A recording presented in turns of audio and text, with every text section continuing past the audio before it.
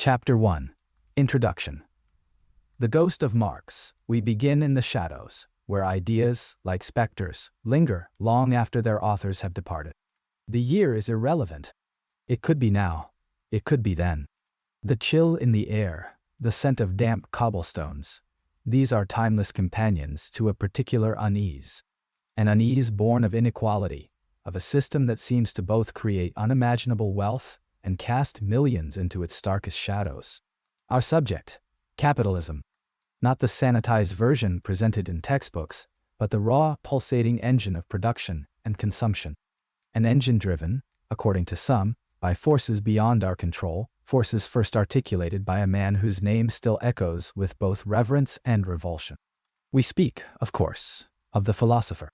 A man who, in the smoky confines of libraries and the bustling streets of London, dared to dissect the very anatomy of capital. His name, though often invoked, is rarely truly understood. He is more myth than man now, more symbol than substance. Let us, for a moment, imagine him.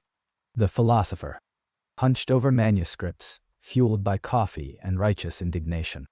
He saw the world not as a collection of individuals, but as a battlefield.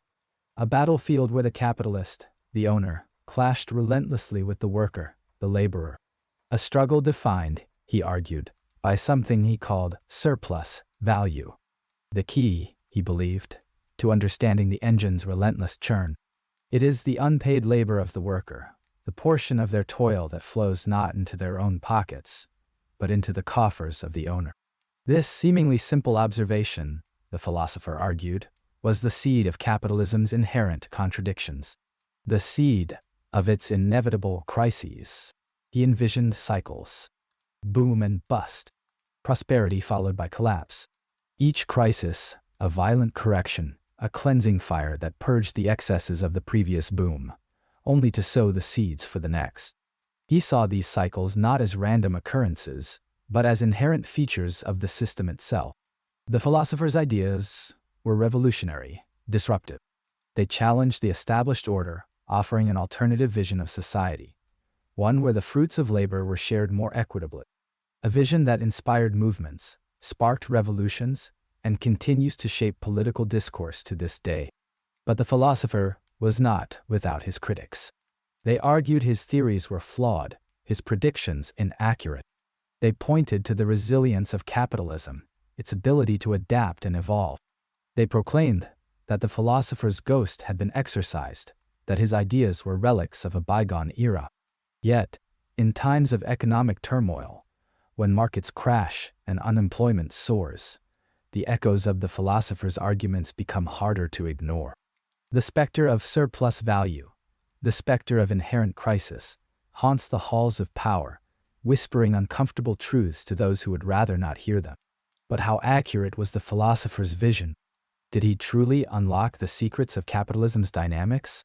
Or are his warnings merely the paranoid ramblings of a disaffected radical? And more importantly, what happens when the machine begins to stutter?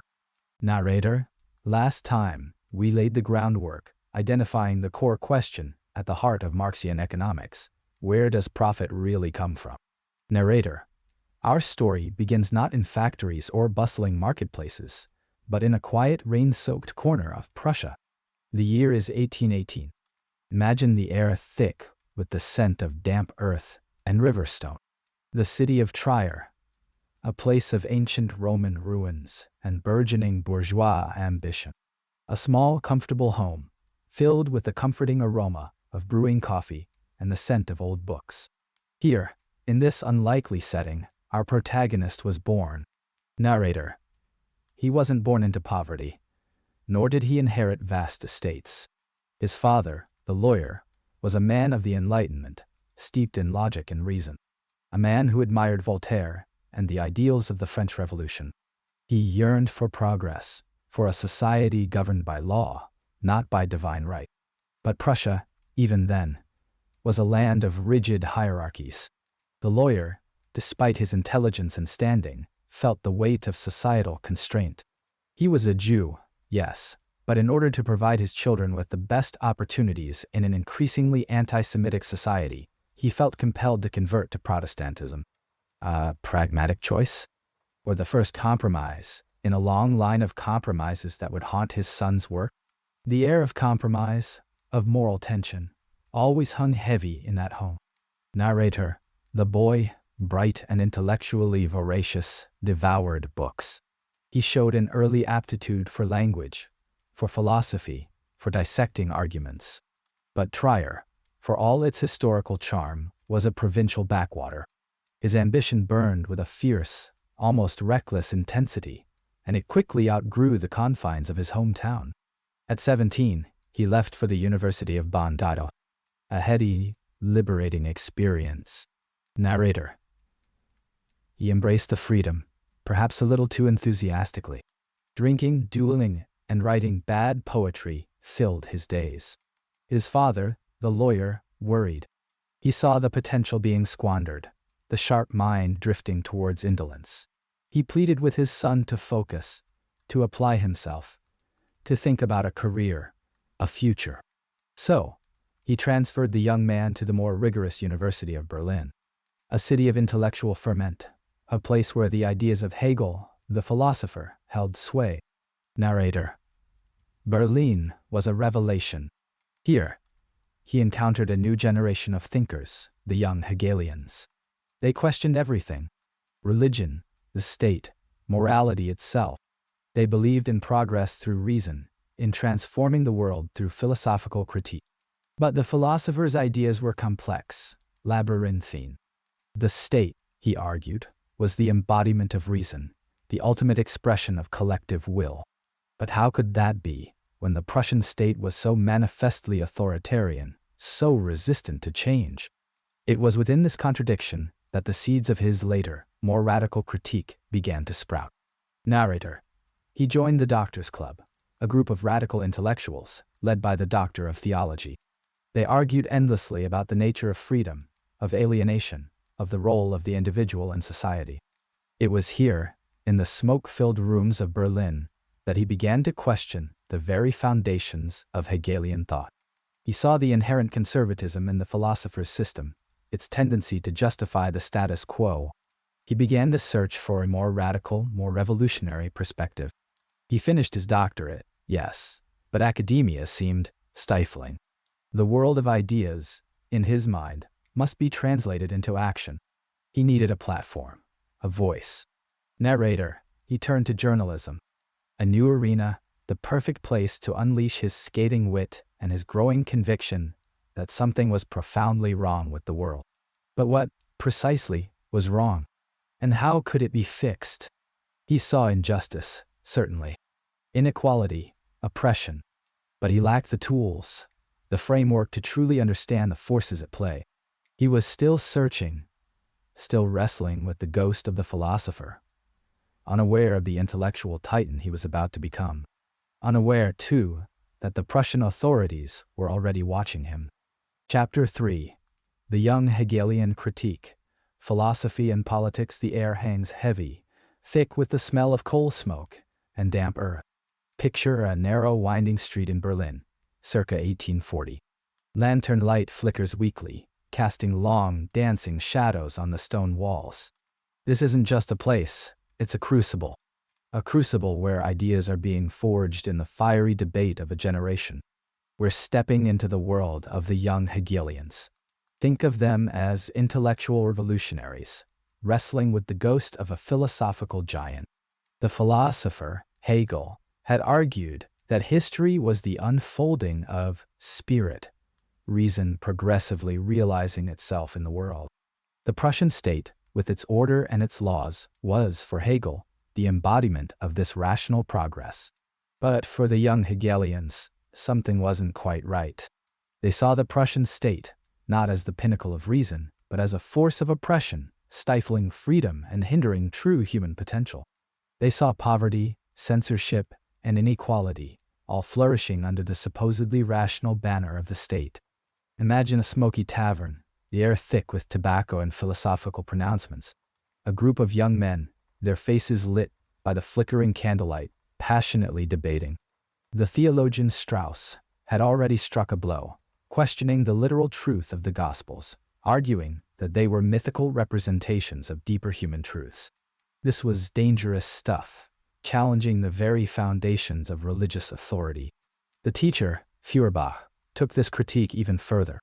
He argued that religion was nothing more than alienation. That humans, in their yearning for perfection, projected their own best qualities, reason, love, power, onto an imaginary God. They then bowed down before this projection, becoming subservient to their own idealized self. This idea of alienation was incredibly potent. It suggested that humans were not inherently flawed or sinful, but that their potential was being warped and suppressed by external forces. It was a radical critique of religion, but also a framework that could be applied to other aspects of society, the state, the economy, even philosophy itself. This is where our story gets deeply entwined with the young Marx. He was at this time a rising star amongst the young Hegelians, a brilliant and passionate thinker who saw the power of their critique. But he also saw its limitations. The philosopher, Hegel, had focused on ideas, on the evolution of consciousness.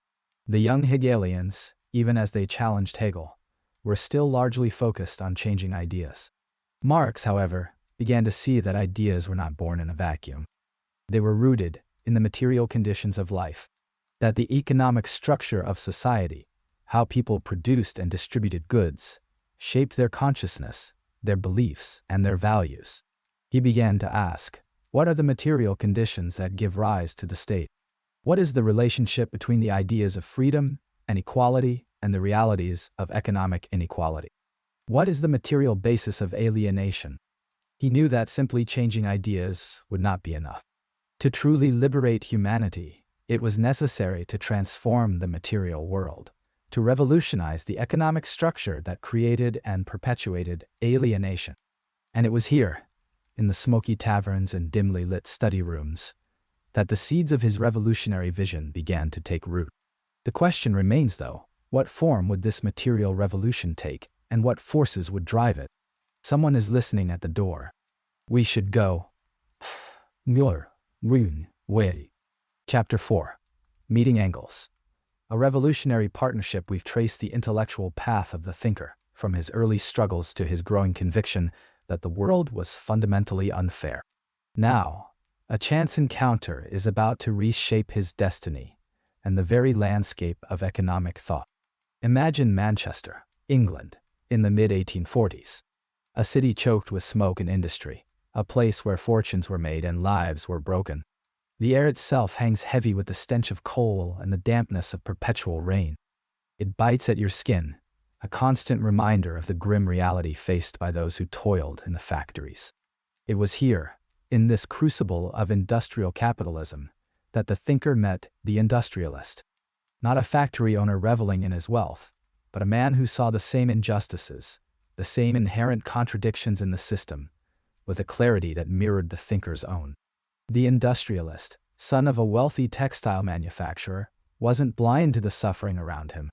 He walked the factory floors, saw the pallor of the workers, heard their coughs echoing in the cavernous spaces. He knew, viscerally, that the relentless pursuit of profit came at a terrible human cost. He pored over the data, the reports, the statistics that detailed the brutal reality of life for the working class. The first meeting between the thinker and the industrialist was not auspicious. A brief, almost perfunctory exchange years before had left little impression. But now, fate, or perhaps the inescapable logic of history, had brought them together again.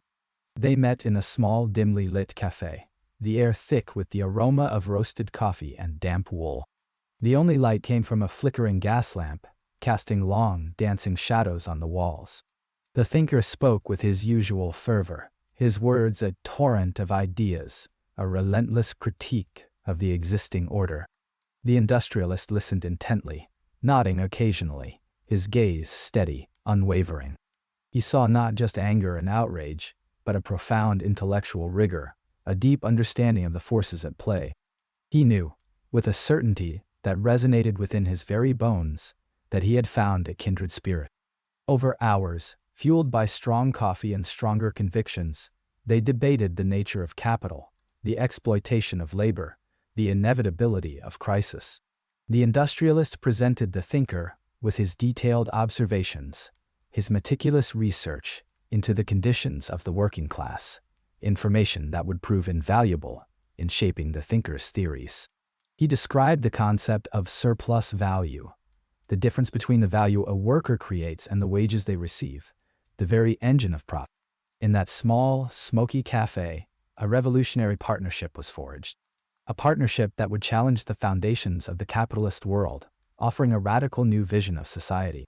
Together, they would dissect the inner workings of capitalism, expose its inherent contradictions, and lay the groundwork for a future where, they believed, true equality would finally prevail. The industrialist, however, held a secret, a complex reality stemming from his own familial ties, a loyalty that would, one day, test the very foundations of their revolutionary bond. The rain keeps falling, and something feels different. The Communist Manifesto, a call to action. We've seen how the system, born from the ashes of feudalism, created unprecedented wealth and unprecedented inequality. Now, a storm gathers. Imagine a cramped, gaslit room. The air is thick with coal smoke and the fervent whispers of revolution. Two figures, illuminated by the flickering light of a single candle, huddle over a manuscript. It is 1848. Europe trembles on the brink. This document, penned by the theorist and the associate, isn't just a dry economic treatise. It's a battle cry, a manifesto. It cuts through the complexities, laying bare the inherent contradictions of the capitalist system with brutal clarity. The language is not academic. It's visceral. It's designed to ignite a fire. A specter is haunting Europe, the specter of communism. Let the ruling classes tremble at a communist revolution. The proletarians have nothing to lose but their chains. They have a world to win. Working men of all countries, unite. Consider the impact. It's not merely an analysis of surplus value, the theft of labor inherent in the system. It's a call to the dispossessed, the exploited, the factory workers toiling in the darkness, their lives consumed by the machine. The manifesto diagnoses the disease and prescribes the cure, revolution. But revolution isn't presented as a utopian fantasy. It's portrayed as an inevitable consequence, a historical necessity. The inherent instability of capitalism, its cyclical crises, its relentless pursuit of profit at any cost, these are the seeds of its own destruction. The text speaks of the relentless drive for new markets, the constant upheaval of production, the destruction of traditional ways of life. Capitalism, in its insatiable hunger, spreads across the globe, drawing all nations into its web. But in doing so, it also creates its own gravediggers, the proletariat. Think about it. The very system that creates immense wealth simultaneously concentrates power in the hands of a few. The vast majority are left with only their labor to sell, their lives dictated by the rhythms of the market. Their value is reduced to a mere commodity. Surplus value, then, isn't just an economic concept, it's a moral outrage. The manifesto is a simplified, perhaps even romanticized, vision. It presents a binary world of oppressors and oppressed. But its power lies in its simplicity, its emotional resonance. It gives voice to the voiceless, offering a narrative of hope and agency in a world dominated by exploitation. It's easy to dismiss the manifesto as outdated, a relic of a bygone era. Yet, the questions it raises about inequality, about the exploitation of labor, about the inherent instability of capitalism, remain stubbornly relevant. Are we truly free, or are we merely cogs in a machine, our lives determined by forces beyond our control? The question echoes through the decades. But is that call to action still ringing through the system today, awaiting another echo? Narrator. The year is 1848. Europe, a tinderbox layered with inequalities, is about to ignite. Imagine the air, thick with the stench of coal smoke, clinging to damp cobblestones. The year before, harvest failure had emptied bellies and fueled anxieties. A winter chill, sharper than usual, seeps into the overcrowded tenements where the burgeoning proletariat huddle, their dreams as threadbare as their coats. Narrator. Marx's ideas, initially whispered in hushed tones in smoky cafes, now find themselves carried on the wind. His manifesto, a call to arms for the dispossessed, spreads like wildfire through the intellectual circles and the working class quarters. The very ground beneath the feet of the aristocracy trembles. Narrator: Paris is the first to erupt. The king, insulated by his opulent palace, seems oblivious to the simmering rage outside his gilded gates. The architect responsible for the grand boulevards designed to civilize the city unwittingly creates avenues perfect for barricades. The people, emboldened by hunger and simmering resentment, take to the streets. They raise the red flag, a symbol of their defiance, against the backdrop of a gray sky. Narrator: The revolution, fueled by the discontent of the working class and the middle class alike, spreads rapidly. From Vienna, where students and workers unite against the Habsburg Empire, to Berlin, where Prussian soldiers clash with protesters demanding reform, the old order is under siege. The smell of gunpowder mixes with the constant rain, a grim baptism for a new era. Narrator: But the forces of reaction are not easily defeated. The aristocracy, wielding the power of the state and the loyalty of the military, begin to strike back. The king's army, hardened by years of suppression, brutally quashes the Parisian uprising. The architect's vision of order is violently restored. Narrator: City by city, the revolutions are crushed. Reformers are imprisoned, and idealists are exiled. The dream of a worker's paradise, of a society free from exploitation, recedes like a mirage in the desert. The scent of defeat hangs heavy in the air, a suffocating blanket over the weary populace. Narrator: Yet, the 1848 revolutions, though ultimately unsuccessful in their immediate goals, serve as a critical turning point. The anxieties, the cracks within the capitalist structure, have been laid bare for all to see. The fear of revolution, that phantom haunting the halls of power, now becomes a tangible threat. Even in the aftermath of the crushing defeat, Marx's analyses of surplus value, the inherent contradictions of capitalism, and the inevitability of crises resonate more powerfully than ever. Narrator: The ideas remain, buried perhaps, but not extinguished. For in the quiet corners of libraries, in the clandestine meetings of workers' organizations, the seeds of future upheavals are quietly being sown. The questions raised in 1848 about the nature of work, the distribution of wealth, and the very future of society refuse to be silenced. The fight, it seems, is far from over. And somewhere, a theorist is already plotting a more precise, more powerful revolution. He believes he has found the key, buried within the very cycles of capitalism itself. London, 1849, Tata 9. A city choking on coal smoke and ambition. A city of staggering wealth and unspeakable squalor. It offered refuge, but demanded a price. The smell of damp wool and stale bread clung to the air, permeating the tiny airless room in Dean Street. Our economist, now a refugee, huddled over a flickering gas lamp, not plotting revolution tonight, but wrestling with a more immediate enemy, hunger.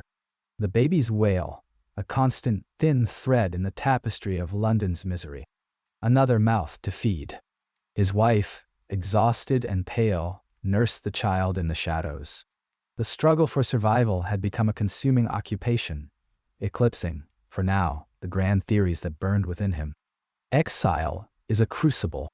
It tests the metal of ideas, the strength of convictions. But it also gnaws at the body, at the spirit. The economist pawned what little they possessed. Books, coats, even toys. Each visit to the pawnbroker, a tiny act of self-cannibalization. The pawnbroker, a man with eyes as cold as the London drizzle, offered meager sums. Enough for a loaf of bread, a few lumps of coal. Enough to postpone, but not escape, the encroaching darkness. He haunted the British Museum reading room, a vast domed sanctuary filled with the rustling of paper and the hushed whispers of scholars. Here, surrounded by the accumulated knowledge of humankind, he sought escape and a weapon. He devoured volumes on political economy, history, and social theory. He traced the intricate pathways of capital, seeking its hidden levers, its fatal flaws. The irony was bitter. He, who would dissect the engine of capitalism, was himself trapped within its gears. He, who would expose the exploitation of labor, was himself vulnerable to its most brutal consequences. The struggle to feed his family consumed his time, drained his energy. Yet, amidst the poverty and the despair, the ideas continued to ferment. The reading room became his laboratory, the poverty around him his data set. He wrote feverishly, often through the night, fueled by black coffee and a burning conviction. He chipped away at the edifice of classical economics, exposing its contradictions, its silences. He saw beneath the surface of exchange, uncovering the hidden source of profit, surplus value. The unpaid labor of the working class. London was a city of extremes, a brutal spectacle of progress and immiseration.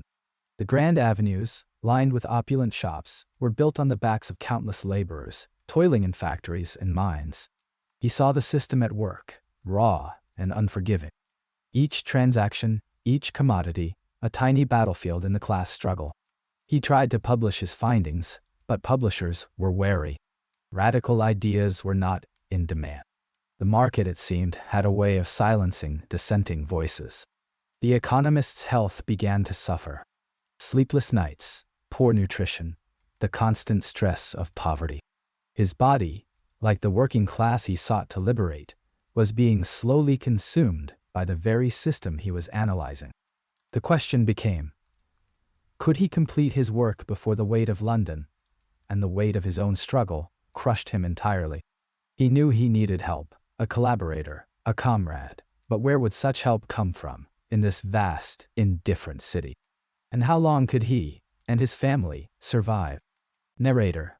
Last time, we explored the origins of early industrial exploitation. Now we journey to a place that holds the very blueprints of capitalism's enduring power, the British Library.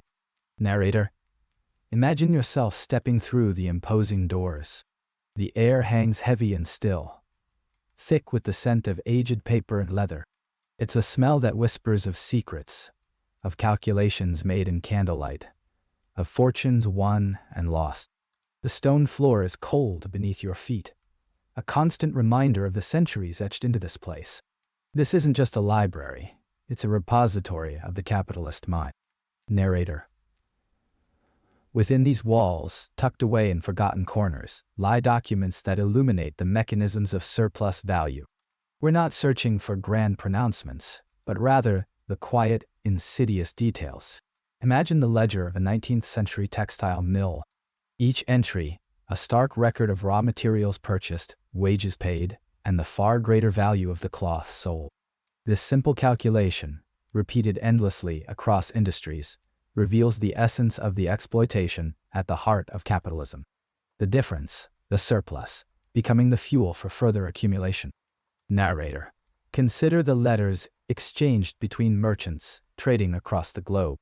These aren't tales of adventure and daring alone. They are cold, calculating analyses of market conditions, supply and demand, the optimal price to extract from colonial resources. The human cost is absent, replaced by a relentless pursuit of profit. Each carefully crafted phrase, each nuanced agreement, contributes to a global system built on unequal exchange.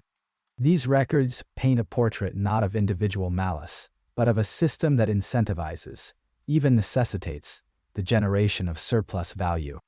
Narrator. Deeper still, we find the plans for the railways. Not just engineering blueprints, but financial prospectuses, outlining the projected return on investment. Each mile of track laid, each ton of coal transported, represents a further extraction of surplus from the workforce and the natural world. The railway, a symbol of progress, also becomes a concrete embodiment of capitalist expansion. Its arteries pump resources and labor towards the centers of power, concentrating wealth and exacerbating inequalities. The architect, dreaming of new bridges and tunnels, unknowingly also builds the scaffolding of exploitation. Narrator. The British Library holds more than just business records. It holds the seeds of dissent. Tucked away, amidst pamphlets and manifestos, are the writings of those who challenge the system. They analyze the crises, the cycles of boom and bust, the inherent contradictions of capitalism. They sought to understand the forces that shaped their lives and to imagine a different future. These voices, often silenced or marginalized, provide a crucial counterpoint to the narrative of progress. They remind us that capitalism is not a natural order, but a historical construct, subject to change and challenge. The rebel, writing late into the night, struggles to awaken others to the inherent dangers of unchecked accumulation. Narrator. And yet, even within these critiques, we find traces of the very dynamics they sought to dismantle.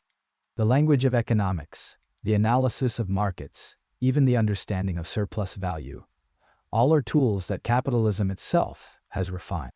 The system seems to absorb and adapt, incorporating even its opposition into its own logic. It is a formidable, ever-evolving force. But are there limits to its adaptability? Within these hallowed halls, amongst the dust and forgotten texts, the answer may lie, buried deep within a set of meticulously crafted banking regulations from 1928, regulations which seem to foreshadow a particular economic crash. But why? And what does it mean for our own time? Narrator. We've journeyed through the initial landscapes of Marxian thought, tracing the genesis of capital and its inherent drive for expansion. Now, we descend into the very engine room of capitalism, the place where value is forged, the world of labor. Narrator. Imagine the early dawn, a sky still heavy with the night's darkness. A figure walks along a cobblestone street, each footstep echoing in the pre-dawn stillness. He arrives at the factory gates, the air thick with the smell of coal smoke and damp wool. He is a worker, and today, like every day, he will sell the only thing he truly owns: his labor power. Narrator. The foundation of Marxian economics rests on the labor theory of value, a concept both elegant and profoundly disruptive. It proposes that the value of a commodity, of anything bought and sold, is ultimately determined by the amount of socially necessary labor time required to produce it. Narrator. Consider a simple wooden chair. The woodcutter spends hours felling the tree. The sawyer shapes the planks. The carpenter assembles the pieces. The value of that chair isn't merely the cost of the wood or the depreciation of the tools. It's the sum total of all the labor hours, measured in the aggregate, required across the entire process, from forest to finished product. This, in essence, is crystallized labor. Narrator. Socially necessary is a crucial qualifier. It isn't any labor. It's labor performed with the average skill and technology of that society at that time. A craftsman who takes 3 times as long to make a chair because he's using antiquated tools isn't adding 3 times the value. The market only recognizes the average. It is a relentless and unforgiving measure. Narrator. But here lies the rub, the central tension. Under capitalism, the worker doesn't receive the full value of what they produce. The capitalist, the owner of the factory, of the means of production, pays the worker a wage sufficient to keep the worker alive, to allow them to return to work the next day, to reproduce their labor power. Narrator. The value of that wage, the cost of the worker's subsistence, is invariably less than the value the worker creates during their working day. The difference, that gap between what the worker produces and what they are paid, is what the architect calls surplus value. It is the engine of profit, the lifeblood of capital accumulation. Narrator. Imagine the worker toiling for 8 hours. Perhaps 4 hours worth of labor are sufficient to produce the value equivalent to their wage. But they are contracted to work for 8. Those extra 4 hours, that unpaid labor, are appropriated by the capitalist. They are the source of his wealth, the very reason the factory exists. Narrator. This is not simply a matter of unfairness. It is a structural necessity. Capitalism requires surplus value to survive. Without it, there is no profit, no investment, no growth. The system grinds to a halt. It demands this exploitation, not out of malice, but as a condition of its very existence. Narrator. So, consider this: if all value derives from labor and the system requires that labor be systematically underpaid, what tensions and contradictions are necessarily being built into the very foundations of this economic structure? We've seen how labor, the very life force drained from our days, is the engine of profit within the capitalist machine. Now, let's drift deeper into a strange and seductive fog, the realm of commodity fetishism. Imagine, if you will, the scent of freshly brewed coffee, the smooth, cool touch of a new phone, the gleam of metal on a luxury car. These objects, they speak to us, don't they? They promise satisfaction, status, even happiness. But where does this power come from? Is it inherent in the thing itself? The answer, whispered on the wind, is no way. Marx called it commodity fetishism. The illusion that commodities possess an intrinsic value, independent of the human labor that created them. It's a kind of magic trick, a veil drawn over the brutal reality of production. Think of a simple cotton shirt. We see the crisp fabric, the stylish cut, the designer label. We might think about the price, the brand's reputation, the image it projects. But how often do we consider the hands that toiled to grow the cotton, the fingers that spun the thread, the eyes that strained under flickering lights, stitching it all together? These are ghosts, hidden behind the shimmering surface of the commodity. The label whispers of luxury, the price tag shouts exclusivity. The shirt becomes more than just a piece of clothing. It becomes a symbol, a status marker, a fragment of our identity. We imbue it with a power it does not possess. This is the fetish in action, the assigning of magical properties to things, obscuring the social relations that gave them birth. It's like worshiping an idol, forgetting the sculptor who shaped it. The architect of capitalism understands this well. He knows that if we focus on the object, we forget the process. If we desire the commodity, we ignore the exploitation that made it possible. The system thrives on this blindness, on this manufactured desire. It is a masterful act of misdirection. Consider the stock market, a vast swirling ocean of numbers. Each share represents a tiny fraction of a company, a piece of the productive forces. But these shares are traded, bought, and sold, often with little connection to the actual labor, the actual production, the actual people who create the wealth.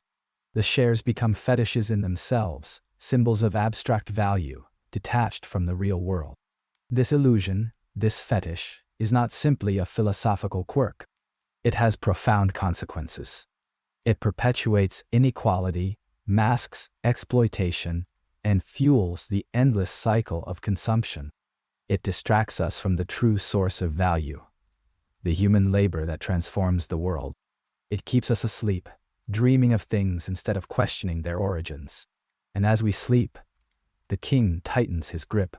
But what if we were to wake up?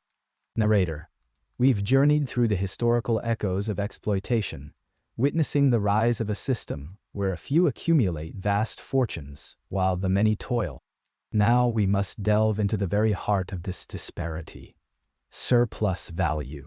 Imagine you are a weaver, back when the looms were driven by aching muscles and sheer will. You toil from dawn till dusk, the air thick with the scent of lanolin and damp wool. The factory owner provides the raw materials, the wool, the tools, the roof over your head during your shift. He needs you to weave cloth. And you, with no land of your own, with no other means to survive, need the job. To keep your strength, to feed your family, you require sustenance. Food, shelter, a flickering candle to light the long nights. Let's say, for the sake of argument, that all this, your necessary sustenance, your cost of living, amounts to, metaphorically speaking, 6 hours of labor. 6 hours spent at the loom would provide enough cloth that, when sold, would generate enough money to cover those necessities. 6 hours for survival. But you don't work for 6 hours. You work for 10. The factory owner demands it. And in those 4 extra hours you produce cloth beyond what's needed for your own survival. This extra cloth, when sold, generates extra value. Surplus value. This, my friends, is where profit is born. Not from clever trading, not from the brilliance of innovation alone, but from the unpaid labor of the weaver, the miner, the field hand. This surplus value, extracted from their effort, is the lifeblood of the factory owner's accumulating wealth. Consider the architect. He designs a grand cathedral, a testament to the power of the king. He is paid for his vision, his skill, his expertise. But the king, in turn, contracts the work to scores of stonemasons, quarrymen, and laborers. They spend years hauling stone, chiseling intricate designs, enduring backbreaking labor under the scorching sun and biting wind. They are paid a wage, enough to keep them alive, enough to return to the quarry each day. But the value they create, the magnificent cathedral that will stand for centuries, that value far exceeds their wages. The king appropriates that surplus, that difference between the cost of their labor and the worth of their creation, and uses it to fund his armies, expand his kingdom, build even more cathedrals. This system, this mechanism of extracting surplus value, isn't limited to a single era or a single industry. It is woven into the very fabric of commodity production, the foundation upon which the modern economy is built. From the coffee farmer, toiling in the sun-drenched hills, to the software engineer hunched over a keyboard, the principle remains the same. Labor creates more value than it receives. The question, then, that echoes through the ages is this: who rightfully owns this surplus? Who deserves the fruit of this collective labor? And what happens when the system itself, driven by this insatiable hunger for surplus, begins to consume itself? Last time, we drifted into the twilight of commodity fetishism, where the true origins of value are obscured, hidden behind the shimmering surface of exchange. Tonight, we journey deeper into the heart of the capitalist machine, to dissect its very engine, the interplay of constant and variable capital. Imagine a vast, echoing factory. The air is thick with the smell of oil and sweat, the rhythmic clang of metal, a constant, suffocating presence. This is the theater where capital performs its daily drama. And within this theater, two actors dominate: constant and variable capital. Constant capital. Think of it as the stage itself, the building, solid and unyielding. The machines, cold steel and intricate gears, each a testament to ingenuity and industry. Raw materials, piles of ore, mountains of cotton waiting to be transformed. All these elements, essential to production, but incapable of creating new value. They merely transfer their existing value into the final product. They are inert. Think of the stone in a cathedral, strong, imposing, but not itself generating the beauty we perceive. Now, consider the variable capital. This is the lifeblood of the engine. The workers, the artisans, the hands that guide the machines, that shape the raw materials into something more. Their labor power, a unique commodity, capable of creating value beyond its own cost. Imagine the weary hands of the weaver, endlessly manipulating the loom, transforming threads into cloth. He receives a wage, enough to sustain him, to replenish his labor power for the next day. But he creates far more value than he receives. The difference between the value he creates and the wage he receives, that is surplus value. The engine of profit, the life force of capital. The architect of this factory understands this intimately. He sees the worker not as a human being, but as a vessel for labor power, a source of untapped potential, a generator of profit. The worker is a cog in the machine, a means to an end, not an end in himself. He is a variable, subject to the rhythms of the market, the demands of production, the insatiable thirst of capital. The constant capital, the machines, the raw materials, all contribute to the production of commodities. But only variable capital, the labor power of the worker, creates new value, surplus value. It is the alchemy of the capitalist system, transforming human effort into profit. The greater the proportion of variable capital exploited, the greater the surplus value extracted. But here lies a crucial vulnerability. The relentless drive to increase profit leads to an increased reliance on constant capital, more machines, more automation, to replace human labor. The architect believes that replacing workers with machines will increase efficiency, and therefore, profits. But if variable capital is the only source of new value, what happens when it is diminished? The machines hum, but the seed of a contradiction has been planted. a seed that will, in time, blossom into crisis. But that is a story for another night. Narrator: we've arrived at the engine room, where raw labor power is transformed into commodities and profit. Tonight we delve into the concept of surplus value, the very heartbeat of capitalism, a measure of exploitation. Narrator: imagine a vast, dimly lit factory. The air hangs thick with the metallic tang of oil and the faint, acrid scent of sweat. The worker, faces etched with exhaustion, clock in before the dawn, their sleep a distant memory, replaced by the relentless rhythm of the machine. Their existence, now intricately intertwined with cogs and gears. Narrator: the architect, the planner of this industrial ballet, understands a simple truth. The worker's labor creates more value than they receive in wages. It's this difference, this delta, that Marx called surplus value. It's the lifeblood that sustains the entire capitalist structure. Think of it like this: the worker toils for 8 hours, but only 4 of those hours, on average, are needed to produce the value equivalent to their daily wage. Those remaining 4 hours, pure profit, siphoned off by the owner, reinvested, accumulated, fueling the machine ever onward. Narrator: we now introduce the rate of surplus value, a deceptively simple equation, revealing the power dynamics at play. Imagine a king surveying his kingdom. He is interested not in simple theft, but efficiency. How much value can he extract per value he invests? That's the rate. Narrator: the rate of surplus value is calculated by dividing surplus value by variable capital. Surplus value, as we've established, is the unpaid labor. Variable capital represents the wages paid to the worker. So, if a worker generates $100 of surplus value in a day and receives $50 in wages, the rate of surplus value is 200%. A seemingly abstract number, but it encapsulates the degree to which the worker's labor is being exploited, the measure of profit created beyond the cost of labor. The architect's keen eye sees the potential. The higher the rate, the greater the return. Narrator: a high rate of surplus value is not simply a reflection of efficiency or clever business acumen. It reveals something darker: the systematic extraction of unpaid labor. The worker, trapped within the system, often sees no other option but to continue, hoping one day that the scales might balance, hoping for just a little more restful sleep. Narrator: now, the pursuit of an ever-increasing rate of surplus value is inherently unstable. To reach ever greater heights, the owner might implement new machinery, new methods, each designed to squeeze more value from the worker's labor, each potentially leading to unforeseen consequences. It introduces a constant tension, a race against time, a fragile equilibrium poised on the knife's edge of what?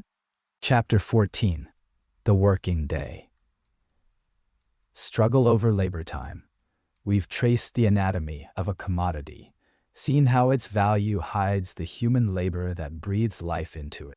Now, we descend into the heart of the capitalist enterprise, the factory floor, not as a place of mere production, but as a battlefield. The terrain, time itself. Imagine the air thick with coal dust, stinging your nostrils.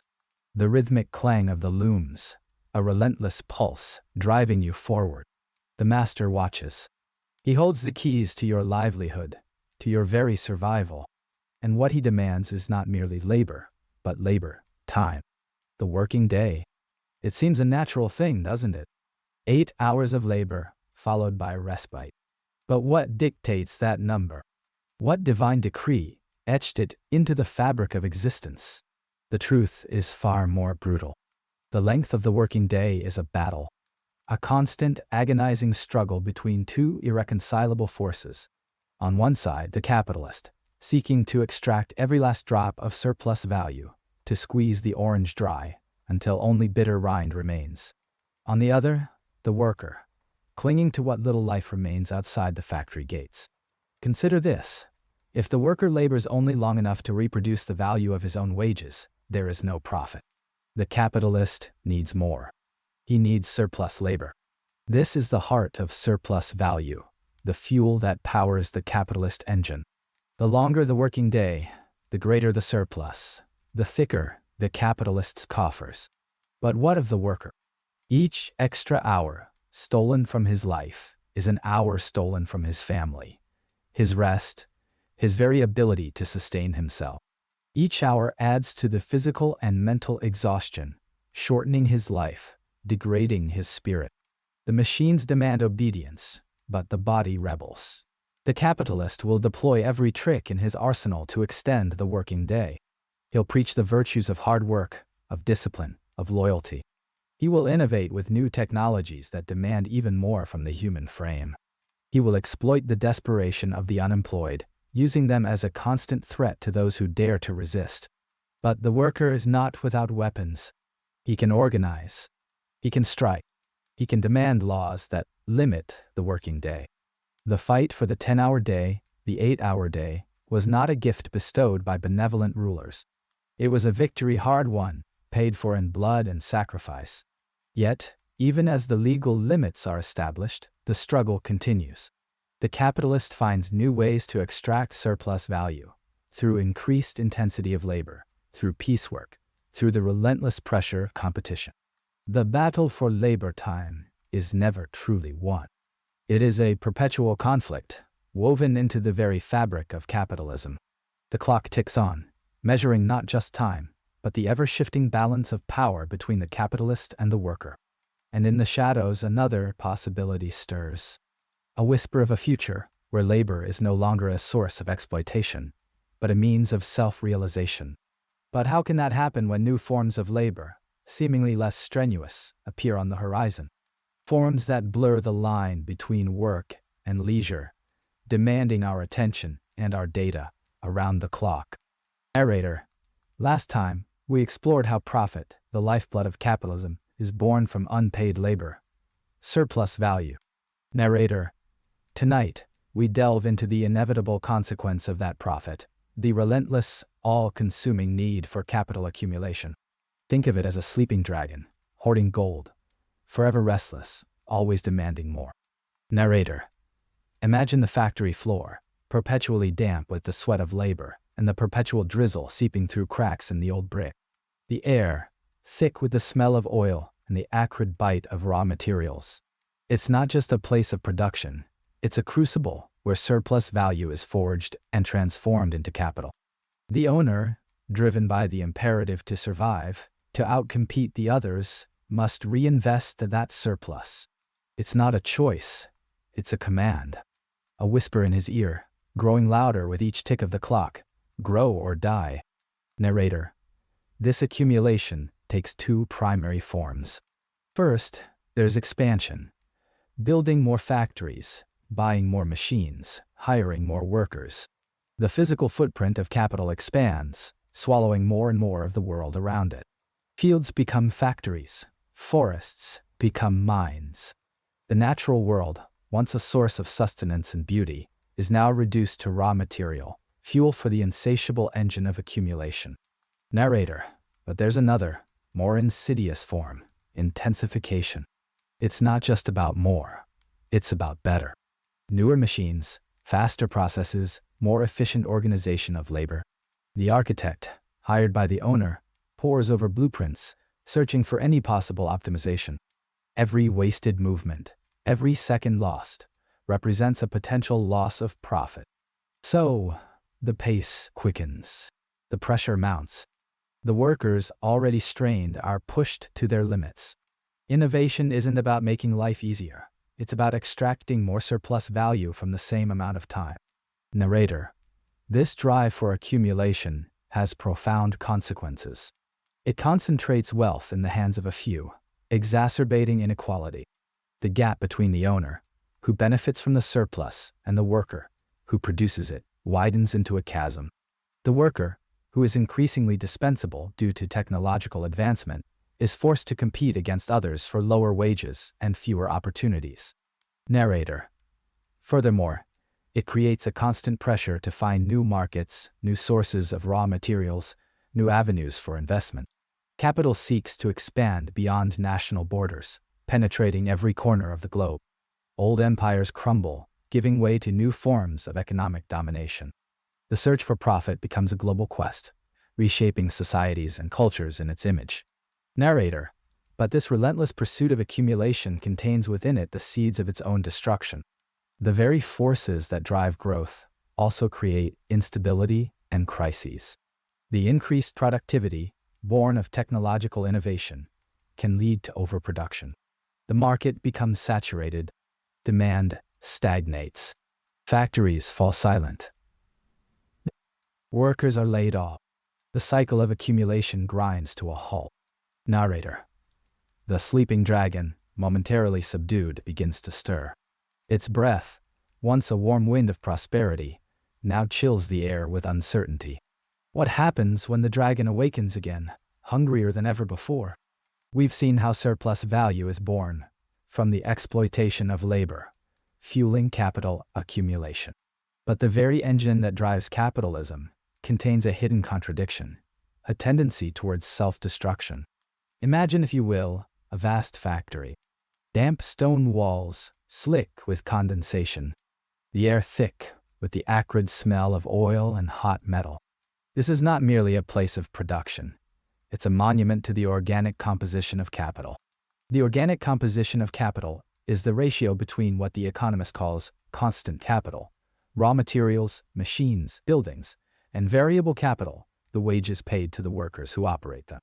Think of it as the bones and muscles of the capitalist body. Now, here's the rub. The factory owner, driven by the relentless pursuit of profit, is compelled to innovate, to introduce new technologies, to streamline processes, to replace human hands with tireless machines. He dreams of bigger factories, faster production, lower costs. But each new machine, each automation, increases the constant capital relative to the variable capital. More steel, more circuits, less flesh and blood. The factory owner reduces his wage bill, believing he's secured a competitive advantage. Remember though, where does surplus value come from? From the unpaid labor of the worker. Only living labor can create new value. Machines merely transfer their existing value to the finished product. So, as the factory owner invests more in machines and less in labor, the proportion of surplus value he extracts from each unit of output tends to fall. This is the tendency of the rate of profit to fall. Not a fatal blow, mind you, but a constant pressure, a drag on the system. The architect of capitalism tries desperately to counteract this tendency, exploiting new markets, driving down wages, intensifying the pace of work. He builds bigger factories, reaching further afield. He attempts to extract as much surplus value as possible from the shrinking pool of labor. This constant struggle leads to contradictions, overproduction, crises of demand. The worker, stretched thin and poorly paid, can no longer afford to buy the very goods he produces. The system begins to choke on its own success. The foundations of the factory, once solid, start to crumble under the weight of its own internal logic. The king, sitting atop his mountain of gold, may believe he is invincible, but the seeds of his downfall are sown within the very logic of capital accumulation. He seeks more gold, more power, and more control, blind to the fact that the very machines he trusts are slowly, inevitably. Narrator. Last time, we explored the engine of capitalism. Surplus value, that unpaid labor extracted from the worker's day. Narrator. Now, we descend into the heart of the system to examine the profit rate and the forces that conspire against it. Imagine a cathedral, vast and imposing. Its construction demanded immense capital, stone, steel, stained glass, and of course, countless hours of labor, the sweat and toil of generations. Think of the architect, painstakingly drafting blueprints, calculating stresses, and minimizing costs. He strives to maximize the yield on the bishop's investment. Narrator. The profit rate is precisely that, the relationship between the surplus value extracted from labor and the total capital invested in the production process. More precisely, surplus value divided by QU. Remember the constant capital? The machinery, the raw materials, the factory itself, dead labor, embedded in things. Variable capital? That's the wages paid to the workers, the living labor that breathes life into the whole enterprise. The higher the profit rate, the healthier the system, or so it appears. But beneath the surface, a silent, relentless force is at work. Narrator. Capitalism, by its very nature, compels technological innovation. The king, eager to amass more wealth, demands greater efficiency. He funds the inventor, who dreams of new machines that can produce more goods with fewer workers. This drive for technological advancement leads to what the economist calls the increasing organic composition of capital. In simpler terms, more machines, proportionally fewer workers. Narrator. At first, this seems like progress. Productivity soars. Goods become cheaper. But here's the rub. Remember where surplus value comes from. Living labor. Machines, no matter how sophisticated, cannot create new value.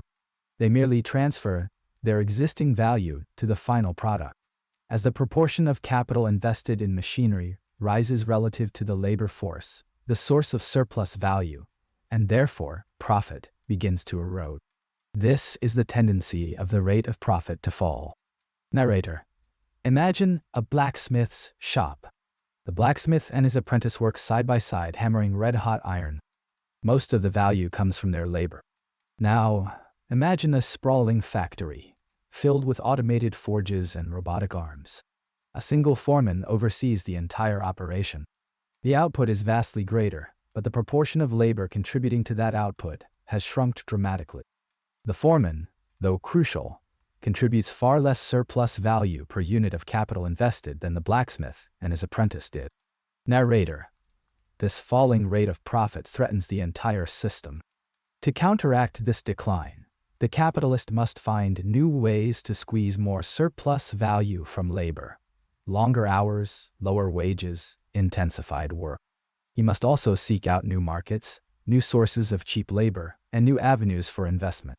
This relentless pursuit of profit fuels expansion, competition, and, ultimately, crisis. Desperate measures are taken. The king might debase the coinage, leading to inflation. The farmer might overcultivate his land, depleting the soil. The investor might gamble on risky ventures, inflating bubbles that eventually burst. Narrator. These crises, born from the inherent contradictions of capitalism, are not mere accidents. They are the inevitable consequences of a system driven by endless accumulation, a system that relentlessly seeks to maximize profit, even at its own peril. Imagine a field, once fertile, now scarred by drought. The seeds of crisis, sown long ago, have begun to sprout. And somewhere, in the shadows, the alchemist stirs, seeking to transmute lead into gold, desperately searching for a way to defy gravity, a way to reverse the inevitable decline. But is it possible to cheat destiny? Chapter 18. Crises of Overproduction. Glut and stagnation. Narrator. We've arrived at the heart of capitalism's restless cycle, the paradox of too much. Narrator. Imagine a world overflowing. Fields heavy with unharvested grain, warehouses stacked high with unsold goods, factories humming in the night, churning out products no one can afford to buy. This isn't famine. This is feast turned foul, the specter of overproduction looming large. Feel the chill of the abandoned factory, the dampness of unpurchased textiles rotting in a forgotten corner of a warehouse. Narrator. The engine of capitalism, driven by the relentless pursuit of surplus value, inevitably generates more than society can absorb. The manufacturer, eager to maximize profit, expands production, driven by the promise of ever greater returns. The laborer, working tirelessly, produces more value than he receives in wages. That difference, the surplus value, becomes the source of the manufacturer's wealth. But what happens when everyone chases this surplus? What happens when the collective output outstrips the collective purchasing power? Narrator.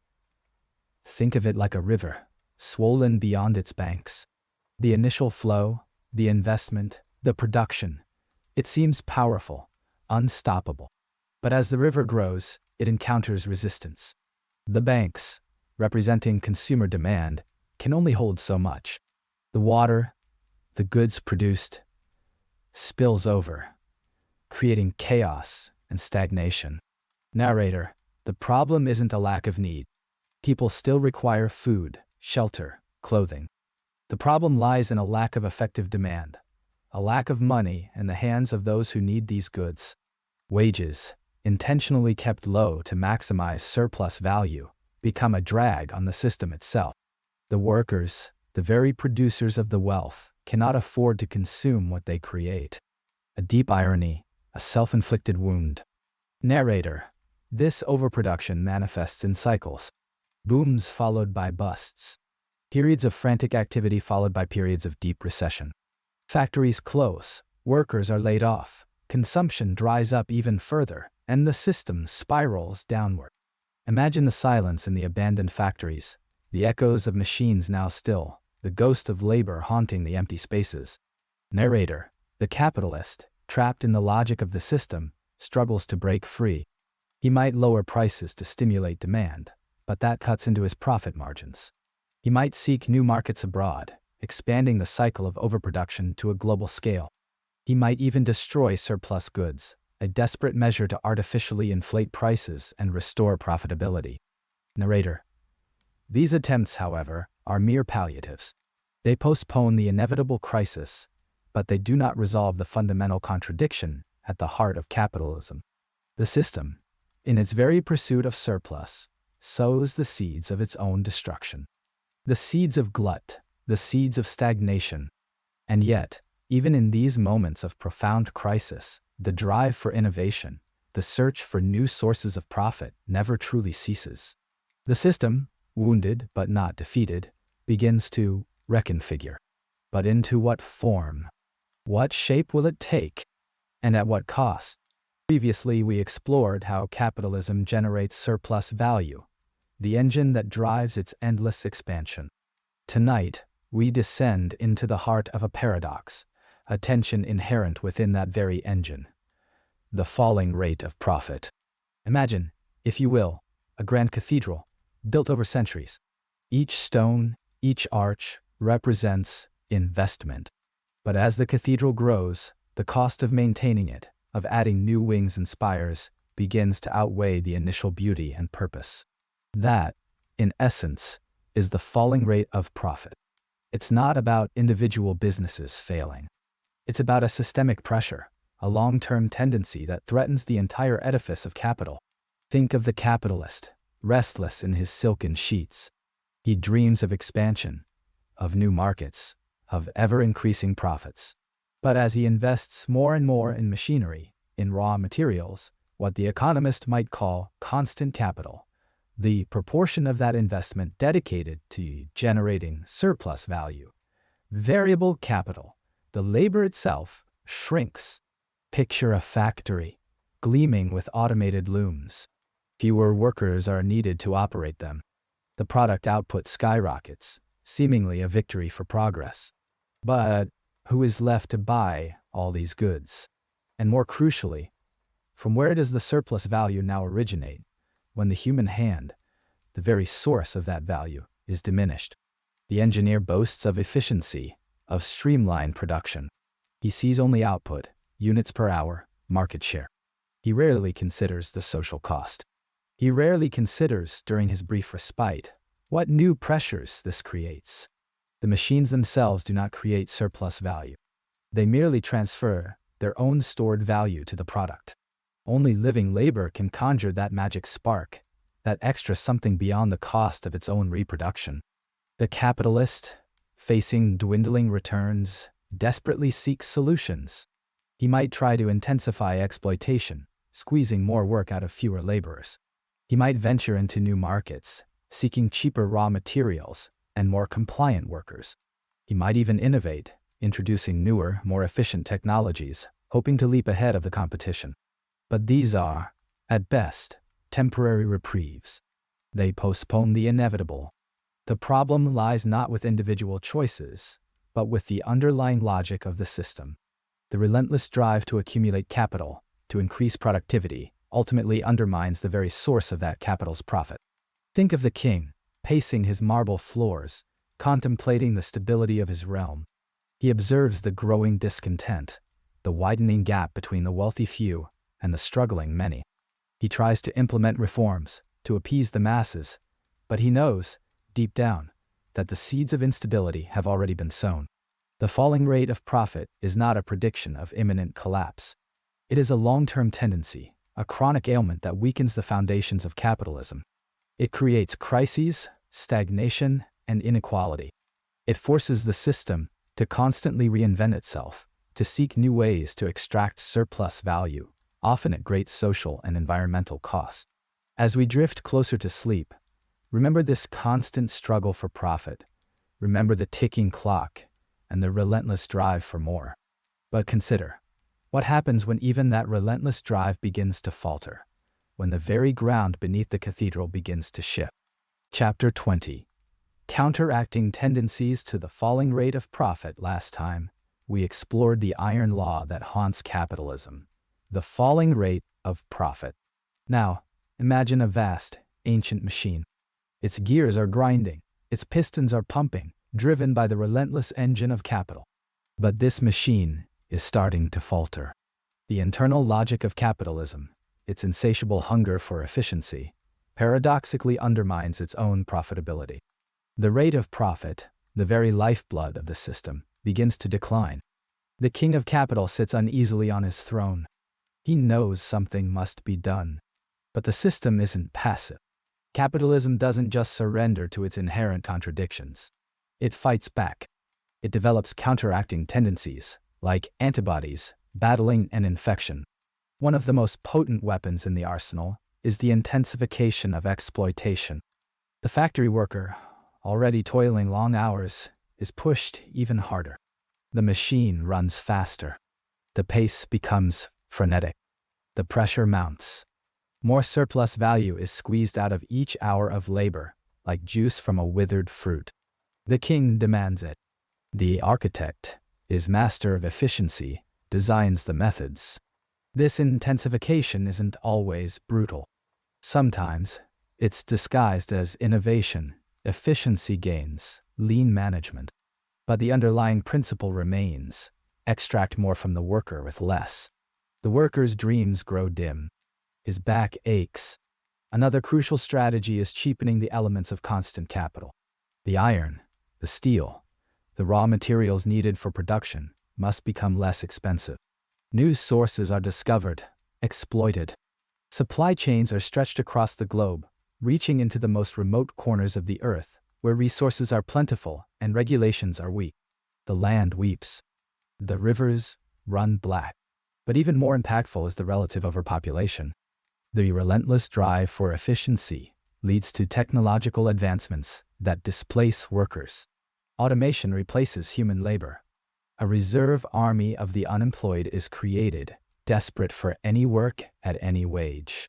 This depresses wages across the board, further increasing the rate of surplus value. The shadows lengthen.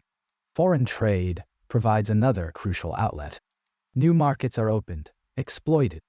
Goods can be sold at higher prices abroad, offsetting the declining rate of profit at home. Raw materials can be purchased more cheaply.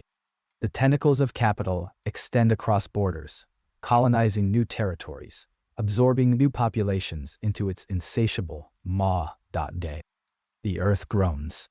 Finally, stock companies and the credit system play a crucial role. They concentrate capital, allowing for larger-scale investments and more efficient production. Credit expands the possibilities for capital accumulation, but it also introduces new risks, new instabilities. The walls begin to tremble. These counteracting tendencies buy time. They temporarily alleviate the pressure. They postpone the inevitable crisis. But they do not eliminate the underlying contradiction. They merely postpone it, often at a terrible cost. The machine sputters. Its gears grind ever louder, threatening to break. And the king, he notices a crack in the foundation. A very, very long crack. Tonight, we drift into the realm of monopolies and oligopolies. Imagine, if you will, a vast, sprawling industrial landscape. Rain slicks the cobblestones, reflecting the flickering gaslight. The air hangs heavy with coal smoke and the metallic tang of industry. This is the crucible where competition, that supposed engine of progress, begins to devour itself. The market, once a bustling bazaar of competing merchants, now feels different. There's a stillness, a lack of the frenzied energy we've witnessed before. Look closer. Fewer stalls. Fewer voices hawking wares. What happened? Remember the relentless drive to accumulate surplus value? That insatiable hunger for profit pushes each capitalist to expand, to outcompete rivals. They innovate, they streamline, they exploit every advantage they can find. But victory, paradoxical as it seems, breeds stagnation. The architect, driven by the allure of even greater wealth, absorbs his smaller rivals, swallows their factories whole. The smaller businesses, they are outmaneuvered, outgunned, bought out, or simply crushed under the weight of superior capital. Independent shops wither and die, their proprietors forced into wage labor within the architect's growing empire. The result? The market, once vibrant with competition, becomes monolithic. A single entity, or perhaps a handful of giants, an oligopoly, controls the vast majority of production in a specific industry. Consider iron. The architect, owning vast iron ore deposits, sprawling foundries, and even the very railroads that transport the raw materials, dictates the price of every beam, every girder, every nail. This isn't merely about individual fortunes. It's about control. The power to set prices, to suppress innovation that threatens existing infrastructure, to manipulate entire markets. The king, beholden to these powerful entities through campaign contributions and unspoken understandings, might as well be an extension of their boardrooms. But here's the chilling irony. This very concentration of capital, this elimination of competition, undermines the system that spawned it. The relentless drive for surplus value, having created these behemoths, now creates new vulnerabilities. Monopolies and oligopolies, precisely because of their size and centralized power, become easier targets for labor movements, for political reforms, and ultimately for systemic crises. The threads of resistance, seemingly fragile, can slowly, inexorably, begin to fray the very fabric of the architect's dominion. A single dropped tool, a whispered word of dissent. These, in the dark corners of the factory floor, begin to gather their own kind of power. And as the light fades, a new figure emerges from the shadows, a figure we haven't yet encountered, a figure who watches and waits. Narrator, last time, we explored how constant technological advancement, driven by the pursuit of profit, creates ever-increasing productivity, and, paradoxically, the seeds of economic crisis. Narrator, tonight we descend further into the engine room of capitalism, to understand how wages, the cost of labor, are perpetually suppressed. We enter the realm of the reserve army of labor, a concept as chilling as the pre-dawn chill that bites at the factory gates. Narrator, imagine a city. Not the glittering towers where the financiers dwell, but the shadowed alleys behind them. Here, in the gathering gloom, huddle those desperate for work. Some recently displaced by a new machine, others failed entrepreneurs, crushed under the weight of competition. All united by a single, urgent need. A job. Any job. Narrator. This is the reserve army of labor.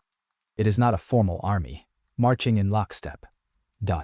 It is a fluid, ever-shifting mass of humanity. The unemployed, the underemployed, the precariously employed, the part-time worker, the gig economy hustler, the immigrant facing exploitation. They are the potential workers, held in reserve, ready to be deployed when the economy booms. But, crucially, they are also the threat that keeps wages in check. Narrator, picture the factory owner negotiating with his workers. He wants to pay as little as possible, maximizing his profit, his surplus value. The workers, of course, want more. They need to feed their families, keep a roof over their heads. But the factory owner holds a powerful card. He can point to the crowd outside the gates, to the faces pressed against the fence, and say, if you don't like the terms, there are plenty who will take your place. Narrator, the mere existence of the reserve army acts as a downward pressure on wages. It's a silent auction, where desperation undercuts hope. The workers' bargaining power is eroded, their ability to demand better conditions weakened. The more desperate the reserve army, the greater the employer's leverage. Narrator, technological progress, ironically, often swells the ranks of the reserve army. The architect, designing a new machine that automates a task previously done by dozens, doesn't consider the social cost. Their only concern is efficiency, profit, daily. Those displaced workers then flood the labor market, further intensifying the competition for scarce jobs. A vicious cycle unfolds. Narrator, this constant downward pressure on wages is not a bug in the system, it's a feature. It is essential to maintaining the accumulation of capital.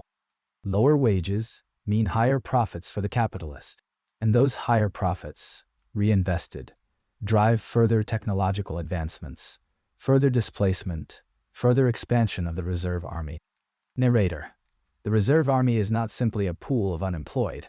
It is a dynamic force, constantly replenished, constantly reshaping the landscape of work. It is a shadow economy, a world of precariousness and insecurity. And its existence raises a profound question. Can a system built on perpetual competition for survival ever truly provide for the well-being of all? Narrator, tomorrow, we explore the subtle ways this pressure manifests, the erosion of benefits, the rise of contract work, the increasing anxiety around job security. But first, consider this. What if the architect's creation, designed to liberate humanity from toil, ends up enslaving it in a different way? Chapter 24, Class Struggle. The inherent conflict of capitalism. Narrator, the gears turn relentlessly. Each rotation driven by the difference between what the worker creates and what they are paid, surplus value. But this very engine, this ceaseless drive for accumulation, breeds a tension, a conflict woven into the very fabric of the system. Class struggle. Narrator, imagine a city, built of cold stone. Rain slicks the cobblestones, reflecting the gas lamps in shimmering pools. Above, in towering factories, the air hangs thick with the scent of coal smoke and sweat. Here, we see the manifestation of this struggle. The architect, the owner of the factory, surveys his domain. He sees opportunity, profit waiting to be extracted. Below, in the cavernous workrooms, the workers toil. Their hands, raw and calloused, move with practiced speed, repeating the same monotonous actions, hour after hour. Narrator, the architect's goal is simple: to maximize surplus value, to extract as much labor as possible for the lowest possible wage. To achieve this, he seeks new technologies, implements stricter discipline, extends the working day. But these actions, born of the inherent logic of capital, inevitably provoke resistance. Narrator, the worker, burdened by long hours and meager pay, experiences a different reality. He feels the alienation of his labor, the loss of control over his own creation. He sees his health failing, his family struggling to survive, and a seed of discontent begins to sprout. Narrator, this discontent can manifest in many ways. Slowdowns, sabotage, strikes, small acts of defiance that disrupt the smooth flow of production. Or perhaps, in the quiet conversations held in dimly lit taverns, the murmurs of organized resistance begin to form. Unions are forged, alliances are made. Narrator, the architect in turn responds with his own arsenal of weapons. Lockouts, strike breakers, political pressure. He wields the power of the state, the law, the very structures that protect his property and privilege. The conflict intensifies, a constant tug-of-war over the fruits of labor. This is not merely a matter of individual greed or malice. It is a structural feature of the system itself, a conflict built into the very DNA of capitalism. Narrator, the king, representing the state, often intervenes, seeking to maintain order, to ensure the continued functioning of the system. But whose interests does he truly serve? Is it the architect, whose wealth provides the stability upon which the king's power rests? Or the worker, whose labor fuels the entire machine? This question hangs heavy in the air. The answer is rarely straightforward. Narrator: the inherent conflict between those who own the means of production and those who must sell their labor is not simply a historical curiosity. It is a dynamic force that shapes the evolution of capitalism, driving cycles of expansion and contraction, innovation and crisis. And tonight, as you drift off to sleep, consider this. What happens when the worker, once subjugated, begins to question the architect's authority fundamentally? Narrator: last time, we traced the concentration of wealth, the amassing of fortunes in fewer and fewer hands. Narrator: now, we descend into the heart of the machine. We follow the churning, restless sleep of the proletariat. Not just sleep, but the very idea of sleep itself, pilfered from them, drop by grueling drop. The factory floor, a vast and echoing space, illuminated by the sickly yellow glow of gas lamps. The air hangs thick with coal dust and the acrid tang of sweat. Imagine, if you will, row upon row of faces, gaunt and pale, illuminated only by the flickering light. Hands move with a feverish, almost mechanical precision, feeding insatiable machines that devour raw materials and spit out commodities. These are the workers, the proletariat. Drawn from the land, displaced by enclosure and agricultural innovation, they arrive in the cities, desperate for survival. They find not opportunity, but unrelenting labor. 12, 14, 16 hours a day, for wages that barely sustain life. Sleep becomes a luxury, a fleeting moment stolen between shifts, a brief respite on straw-filled mattresses in overcrowded tenements. The mechanic, hands blackened with grease, dreams of cogs and gears, the relentless rhythm of the machines echoing in his skull, a constant, low-frequency thrum that drowns out the whispers of his own body's exhaustion. The weaver, her fingers gnarled and calloused, sees endless threads in her sleep, a tapestry of toil woven from stolen hours. Their dreams are haunted by the same specter, the fear of unemployment, of sickness, of the workhouse. But within this exploitation, within this relentless pressure, something is stirring. At first, it's a barely perceptible tremor, a shared glance across the factory floor, a hushed conversation in the dim light of the tenement stairwell. The seeds of solidarity are being sown. Workers begin to recognize that their individual struggles are, in fact, a collective struggle, that they share a common condition, a common oppressor.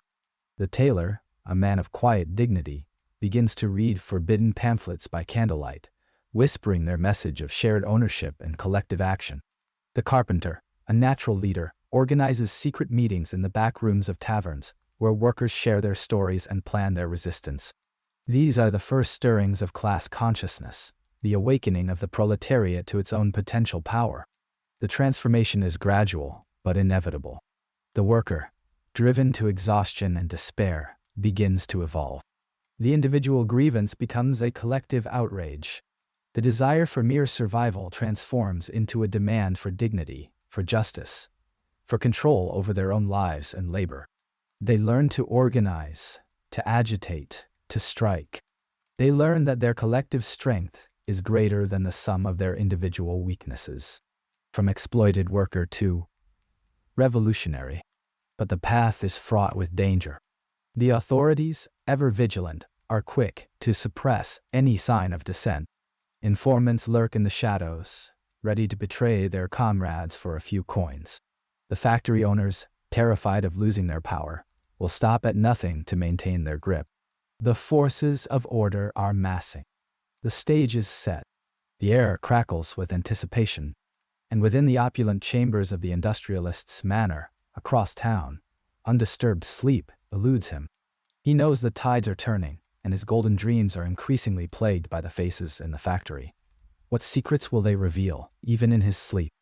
Narrator: last time, we saw how the worker, through their labor, creates a value exceeding their own compensation, the very bedrock of surplus value.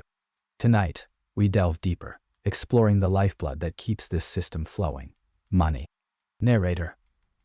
Imagine a cobbled street, slick with recent rain. The air hangs heavy, thick with the scent of coal smoke and damp earth. It's in this world of ceaseless transaction that the philosopher, Karl Marx, meticulously examined the true nature of money. He wasn't interested in its superficial appearance, its glint and heft. He sought to understand its function, its role as a social relation disguised as a mere object. Narrator. For the philosopher, money wasn't simply a convenient tool for exchanging goods. It was a social expression. It represented the alienated labor of countless individuals, congealed into a single, tangible form. Think of it as a solidified dream, a collective fantasy agreed upon, where value is concentrated and easily moved. He saw that in simple barter, a baker trading bread for a blacksmith's iron, the value remained concrete, tied to the specific needs of each party. But money transcends that. Narrator. Money acts as a universal equivalent. It allows for generalized exchange.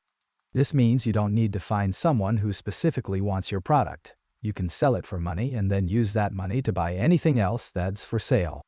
This universality, while seemingly liberating, also masks a fundamental contradiction. It transforms concrete, useful things, bread, iron, clothing, into abstract quantities, measured only in terms of their monetary price. Narrator. This abstraction, the philosopher argued, is crucial to understanding the dynamics of capitalism. It enables the endless accumulation of capital. The goal isn't simply to produce goods to satisfy needs. The goal is to increase money itself. The formula changes from commodity, money, commodity, selling something to buy something else you need, to money, commodity, more money. You invest money, produce commodities, and then sell those commodities for more money. That extra is the key, that is, surplus value now realized. Narrator. The philosopher's analysis didn't stop at simply defining money. He meticulously dissected its circulation. He understood that money, like blood in a body, needed to flow continuously to keep the system alive. Stoppages, blockages, these could lead to stagnation, to crisis. He identified different circuits of capital, each with its own inherent vulnerabilities. The circuit of productive capital, the circuit of commodity capital, the circuit of money capital, each prone to disruptions, each capable of triggering a wider systemic collapse. Narrator. He saw that the pursuit of endless accumulation, driven by the abstract power of money, created an inherent instability. The system, in its relentless quest for growth, sows the seeds of its own destruction. It's a system perpetually teetering on the edge of crisis, forever seeking new outlets for its surplus, forever pushing against the limits of its own internal contradictions. Narrator. But what happens when the lifeblood slows? What happens when the flow is interrupted? What happens when the dream of endless accumulation falters and the money stops flowing? Narrator.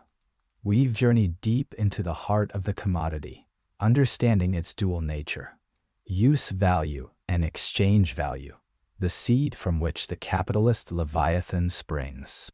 Now we trace the path of money as it transforms into something altogether more powerful. Narrator. Imagine the factory, a hulking brick behemoth swallowing raw materials and spitting out profits. But that process, that transformation, is far from simple. The economist understands it as the circuit of capital. Narrator. It begins, as all things do under capitalism, with money. The investor possesses a sum. Let's call it MDM. This sum isn't meant for mere consumption, for buying bread or a warm coat. No, this sum yearns for something more. It seeks increase. It hungers for expansion. Narrator. So, the investor takes this M and transforms it.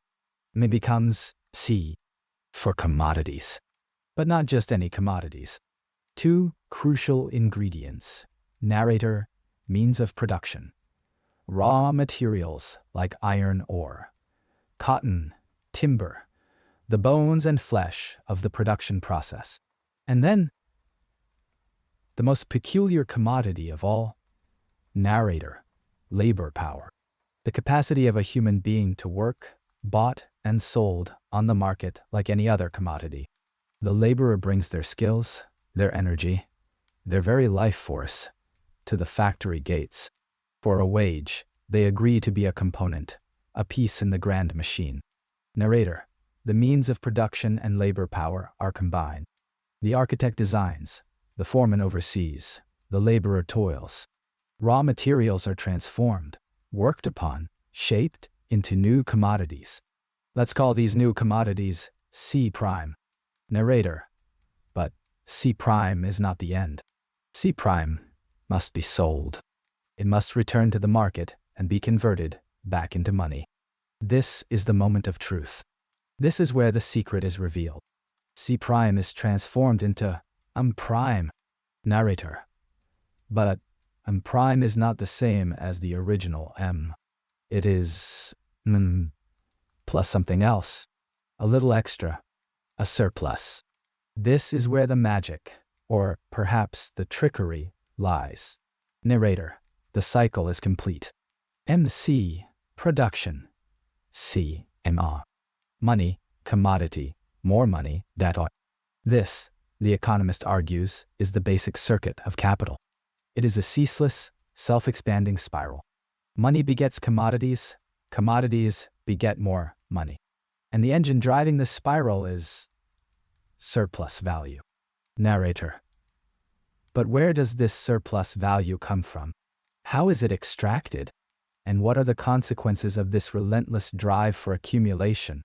These are questions that will haunt us as we delve deeper into the inner workings of the system. Because, even as the factory sleeps, the circuit, it continues.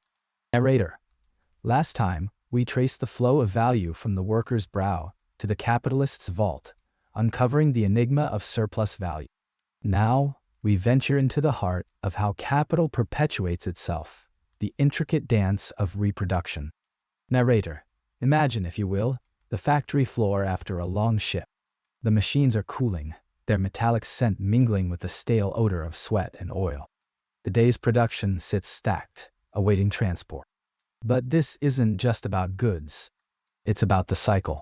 Narrator: think of the system as a simple organism. It consumes, digests, and excretes. But unlike a living creature, capital seeks not just survival, but expansion. The simplest form is simple reproduction. This is the treadmill. The capitalist takes the money, buys the materials and the labor, sells the product. With his profit, the capitalist replaces his personal consumption needs and replenishes the original input, materials and labor. The workforce takes its wages and spends that on the reproduction needs and come back the next day. All value created is spent, none reinvested to change the scale. The system churns, replicating itself, ad infinitum, a perfect loop, a stasis, a false stability. The king takes his cut, the peasants get their bread. It's stable, but it is far from a utopia. Narrator: but capital isn't content with mere survival. It craves growth. And that leads us to expanded reproduction. This is where the engine truly roars to life.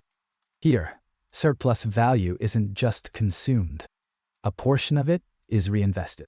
New machinery is purchased, increasing productivity. More raw materials are acquired. A bigger workforce is hired, or the existing one must work even harder. The factory expands, casting an ever longer shadow. Narrator: the architect designs a grander building. The king commands a larger army. Surplus value becomes capital, reborn, amplified.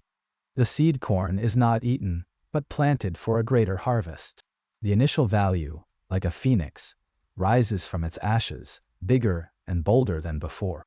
A portion of the surplus value remains within the capitalist to enhance his own consumption, living the life of luxury. Another part expands the labor pool, building new houses, making more babies to fuel the insatiable need for more production. It is a system based on eternal growth. Narrator: but this endless expansion hides a crucial instability. The architect, in his ambition, builds beyond need and the king seeks to dominate. The seeds of crisis are sown in the very act of reproduction, waiting to germinate in the shadows. Narrator: what happens when the factory produces more than the market can bear? What if the workers, exhausted and underpaid, can no longer afford the very goods they create? The rhythm of reproduction falters. What then? Narrator: last time, we explored the relentless drive of capital accumulation, a force akin to a rising tide. Tonight, we delve deeper, examining how this tide affects the interconnected chambers within the capitalist engine. Narrator: imagine the economy not as a single entity, but as a vast cathedral, built of different sectors, each dependent on the others. One sector, the creation of means of production, the machines, the factories, the raw materials, forms the very bedrock.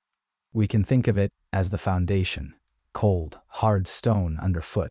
The metallic tang of iron hangs in the air here. Workers, their faces illuminated by the sparks of the forge, tirelessly hammer and shape the future. Narrator: another sector dedicates itself to the production of consumer goods, the food, the clothing, the distractions that sustain, or rather, appear to sustain, the working class. This is the nave, a brightly lit space, filled with the sweet scent of baking bread and the vibrant colors of textiles. Yet, even here, the shadows linger. The illusion of plenty hides the precariousness of existence, the constant threat of unemployment, the specter of hunger. Narrator: the architect, in his grand design, understood that these sectors, though distinct, are inextricably linked. The workers in the means of production sector need food and clothing, the output of the consumer goods sector. Conversely, the consumer goods sector requires the machinery and raw materials produced by the means of production sector. It's a circular flow, a constant exchange, like the rhythmic inhale and exhale of a great beast. Narrator: but the architect's design is not one of simple reciprocity. The very purpose of this grand cathedral is the accumulation of surplus value. Each sector must not only reproduce itself, but also generate a profit, a surplus, which then flows back into the system, fueling further expansion. This requires a delicate balance. If the means of production sector expands too rapidly, outpacing the demand from the consumer goods sector, the system becomes choked. Goods sit idle, unbought, their potential value unrealized. The gears grind to a halt. Narrator: conversely, if the consumer goods sector expands too quickly, without sufficient investment in the means of production, shortages arise. The workforce cannot be sustained. The machine sputters, starved of fuel.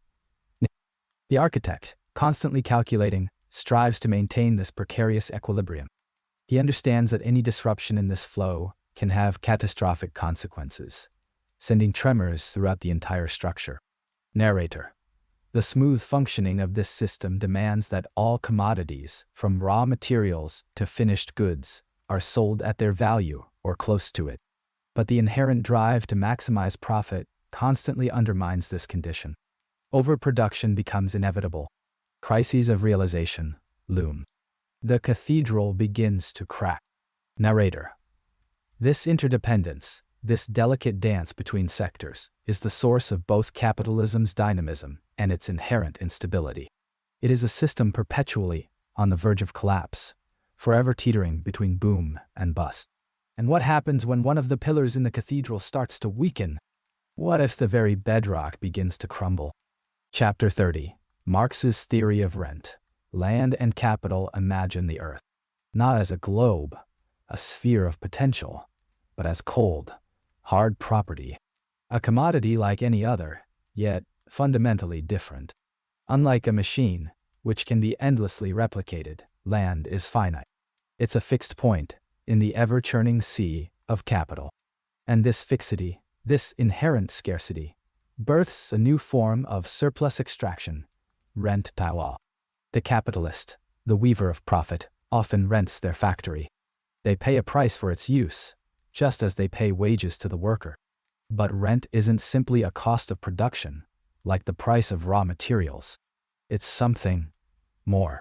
Consider the land where wheat grows, the bedrock of nourishment. Some land is fertile, yielding bountiful harvests with less effort. Other land is barren, demanding constant toil for meager returns. This difference in fertility, this unevenness woven into the very fabric of the earth, is the key. The farmer who cultivates the most fertile land can produce wheat at a lower cost than their competitors. They sell their wheat at the prevailing market price, determined by the overall supply and demand.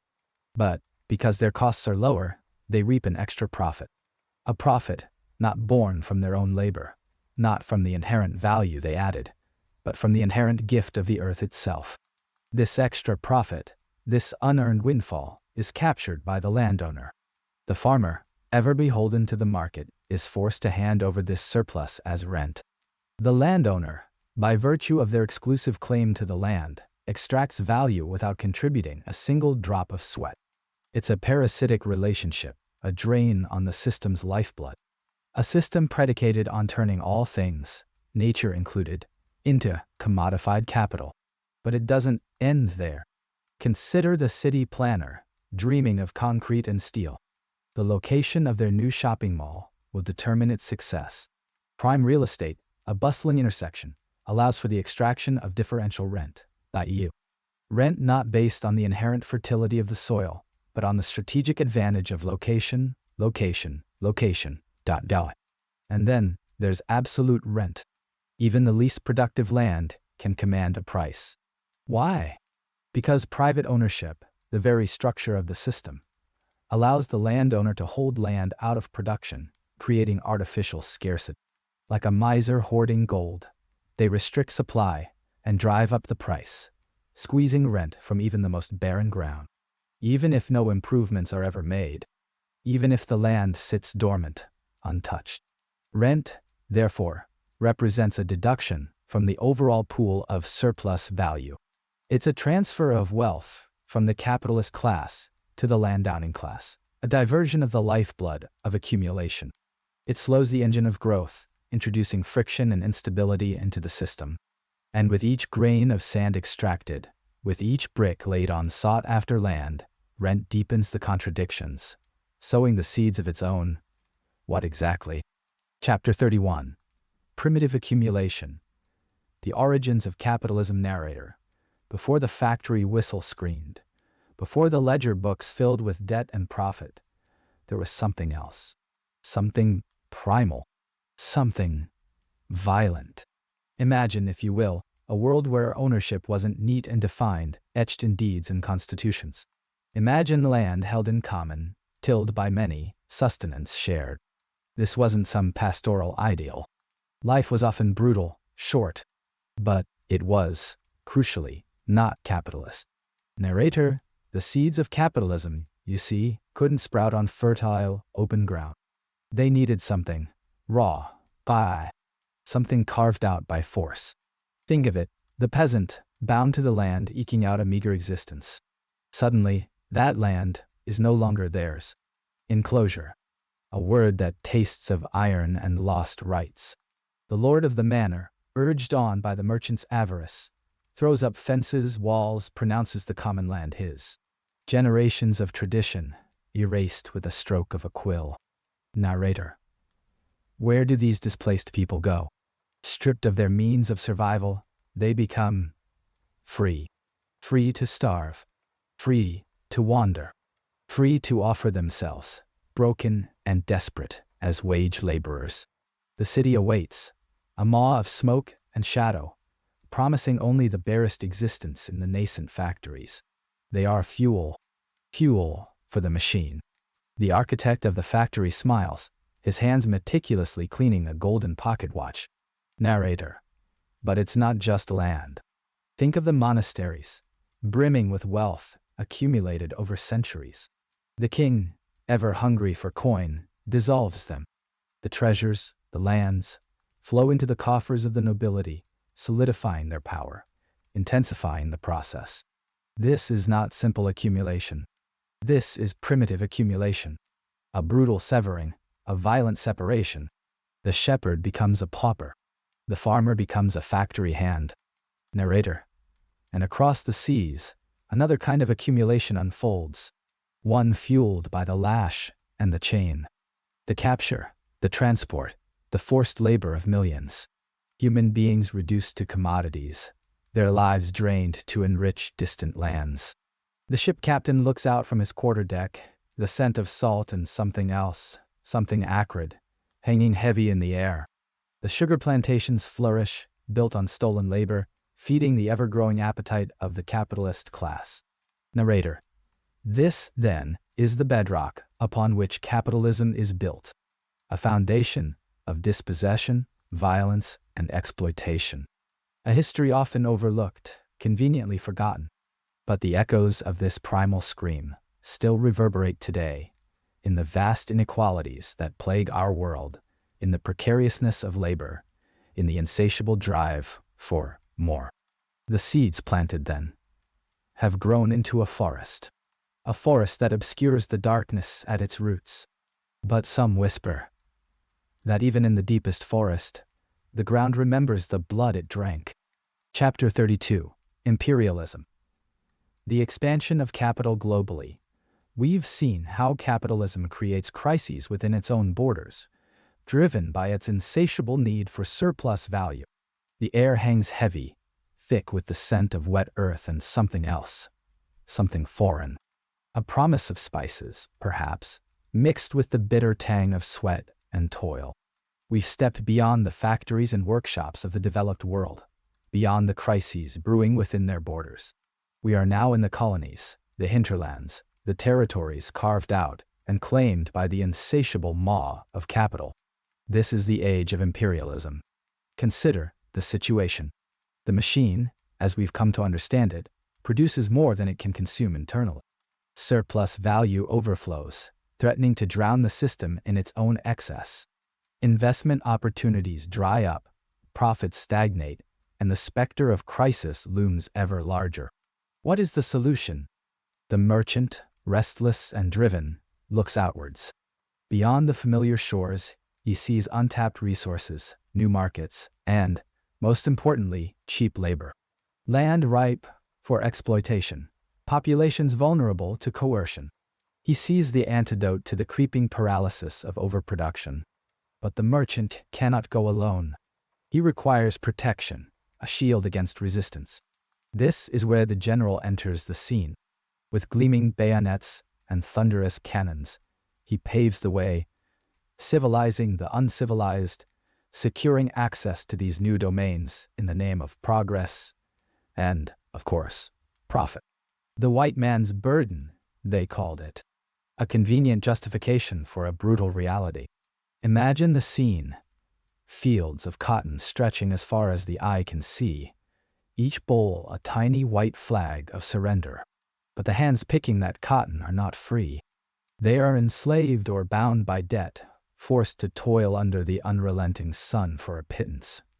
Their surplus value siphoned off and shipped back to the factories of the merchant's homeland. This is not merely trade, it is extraction, a violent transfer of wealth from the periphery to the core. Railroads are laid, carving through ancient landscapes.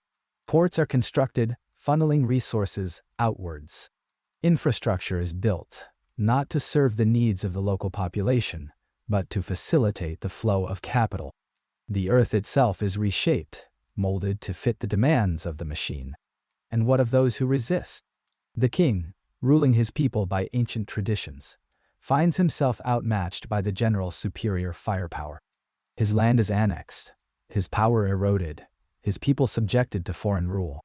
The farmer, tilling his ancestral fields, is dispossessed, forced to work on plantations for wages that barely sustain him.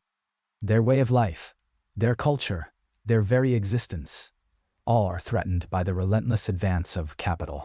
Imperialism, therefore, is not merely about acquiring territory. It is about restructuring the global economy to serve the needs of capital. It is about creating a world where resources flow freely, where labor is cheap and plentiful, and where resistance is met with swift and brutal force. It is a system that perpetuates inequality, driving the cycle of accumulation on a global scale. But even in this seemingly boundless expansion, the seeds of crisis remain. The contradictions of capitalism, the inherent instability of the machine, cannot be escaped. The exploitation of the periphery will, inevitably, breed resistance. And that resistance, will it find a common cause with those feeling the strain of the system in the heartlands? Marx's legacy.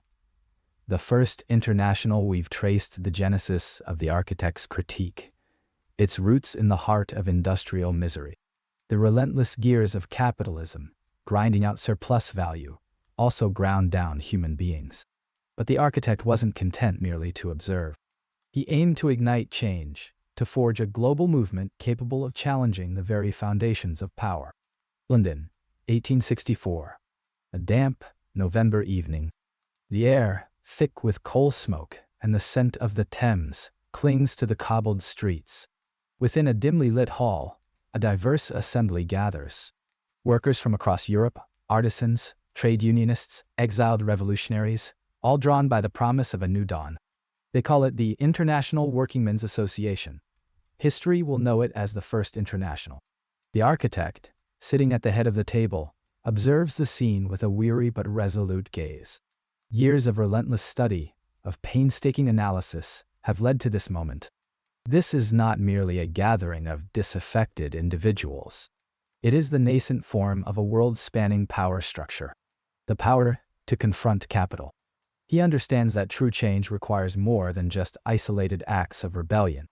It demands a coordinated, international effort. The air is thick with anticipation, but also with suspicion. The architect's theories are radical, challenging deeply held beliefs. His ideas, while offering the promise of liberation, also demand profound sacrifice. Some delegates whisper of the need for gradual reform, of working within the existing system.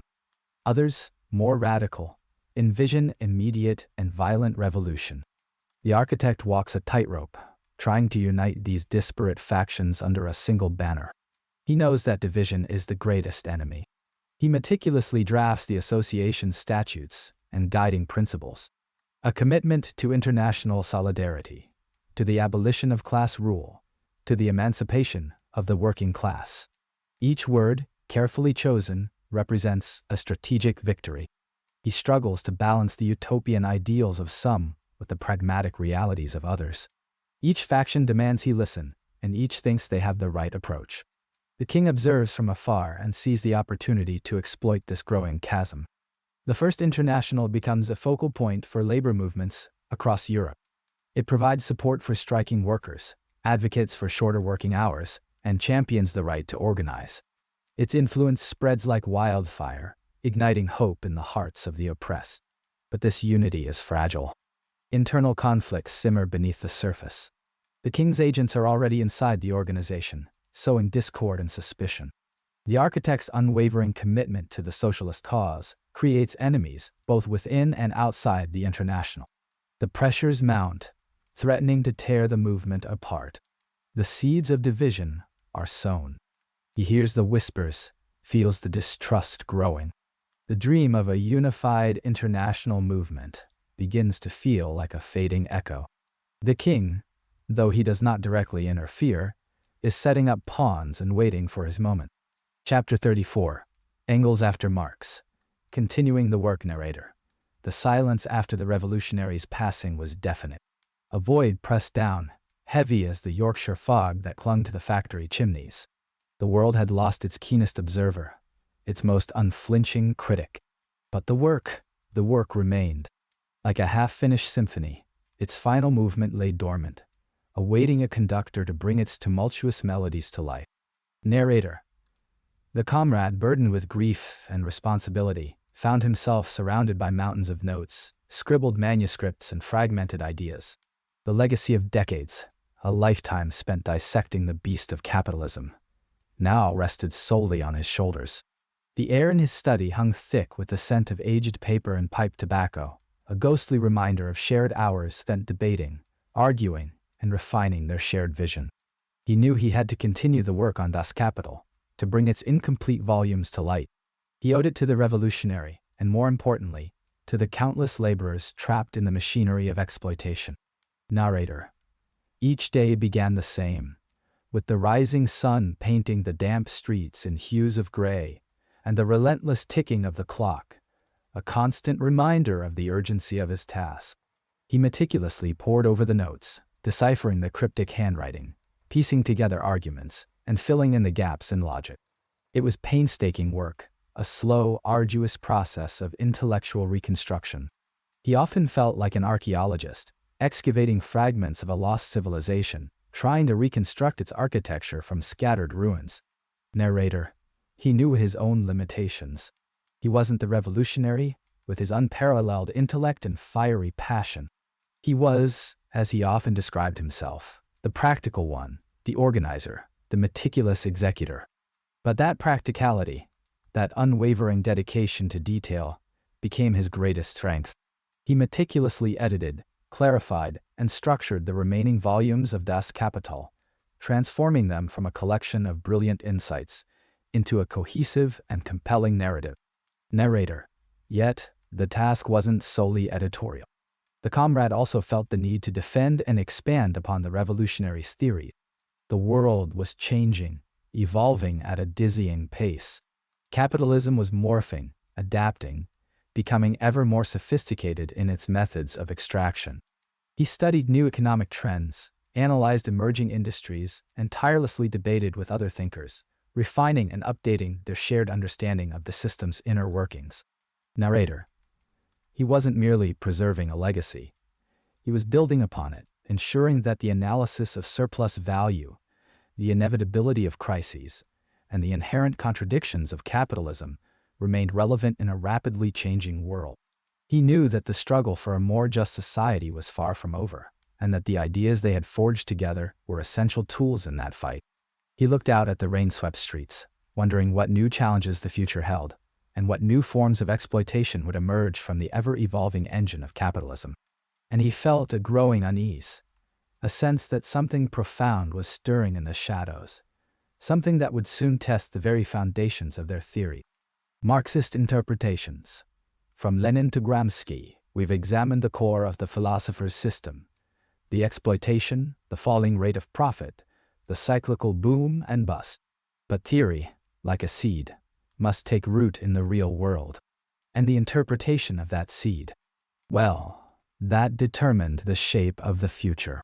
Our story now moves to the early 20th century, a time of empires trembling, of simmering discontent ready to boil over.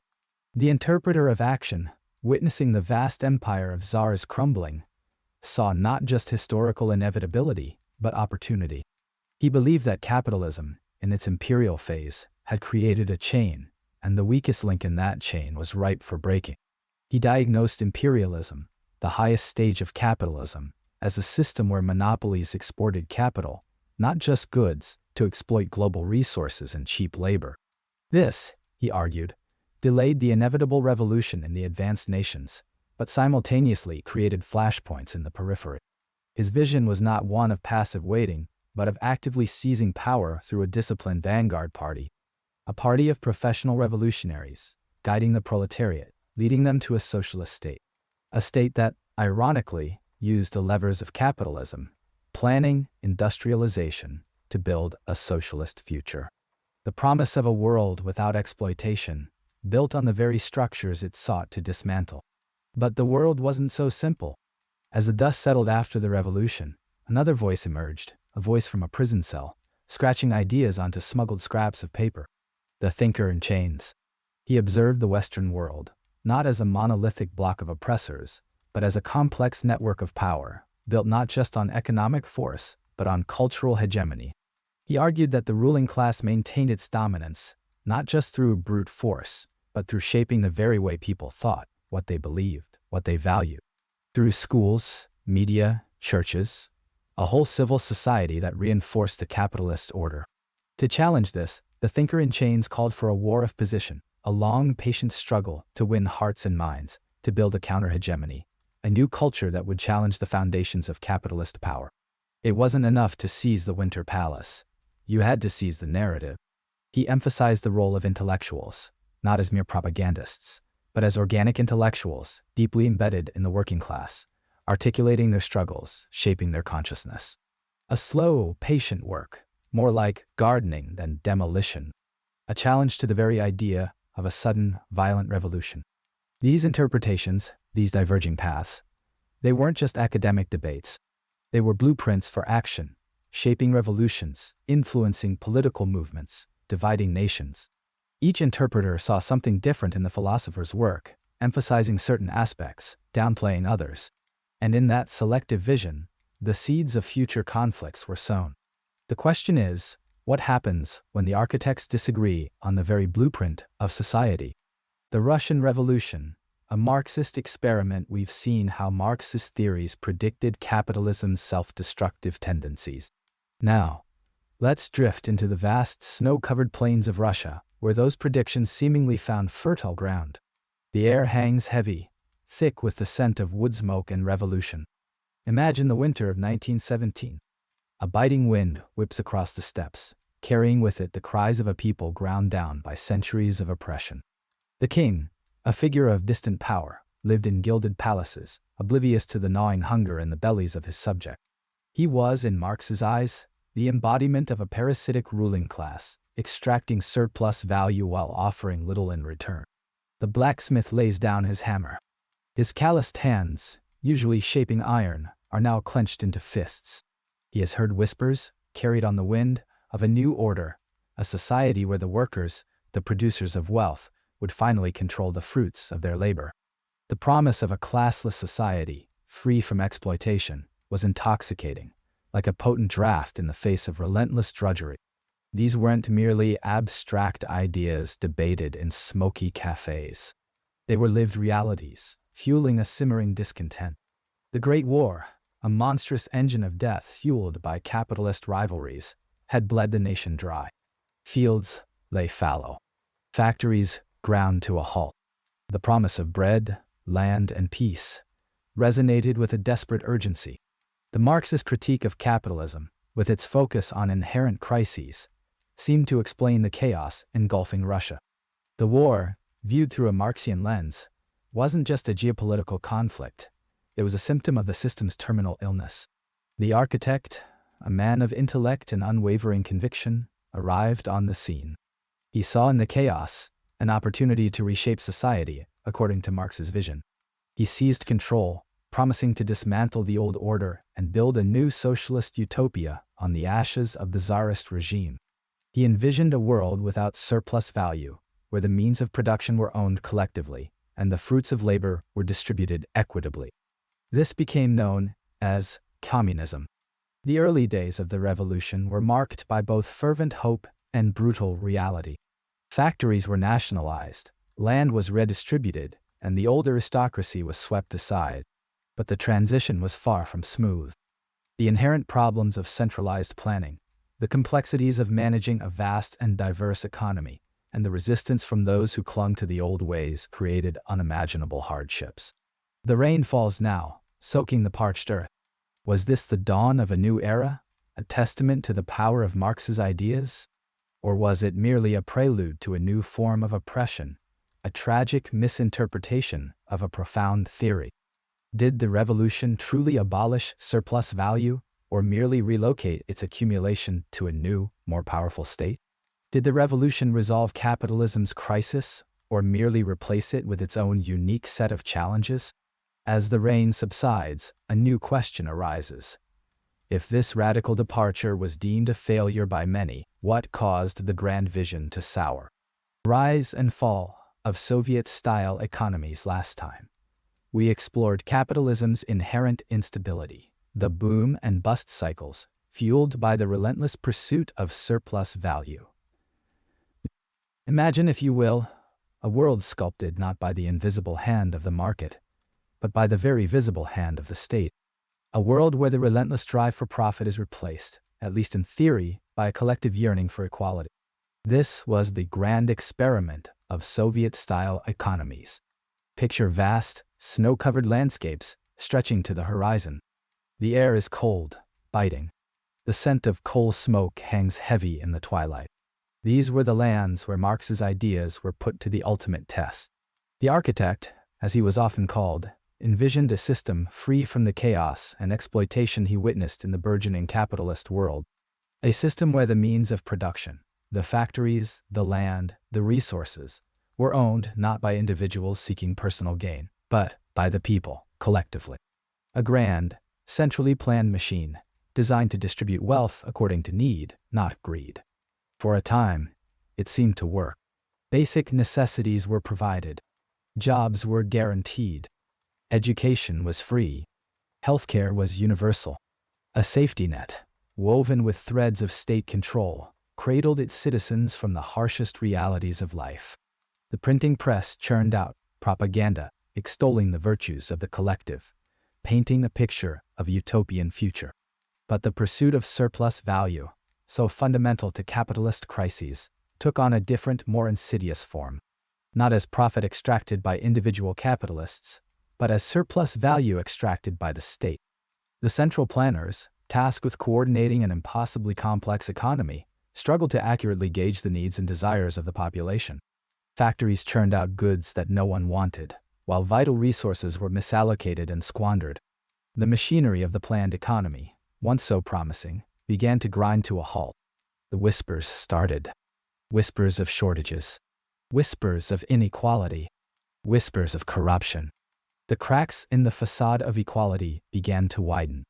A parallel economy emerged, a black market fueled by scarcity and the human desire for something more than what the state could provide. The whispers grew louder, carried on the wind across the vast steppes.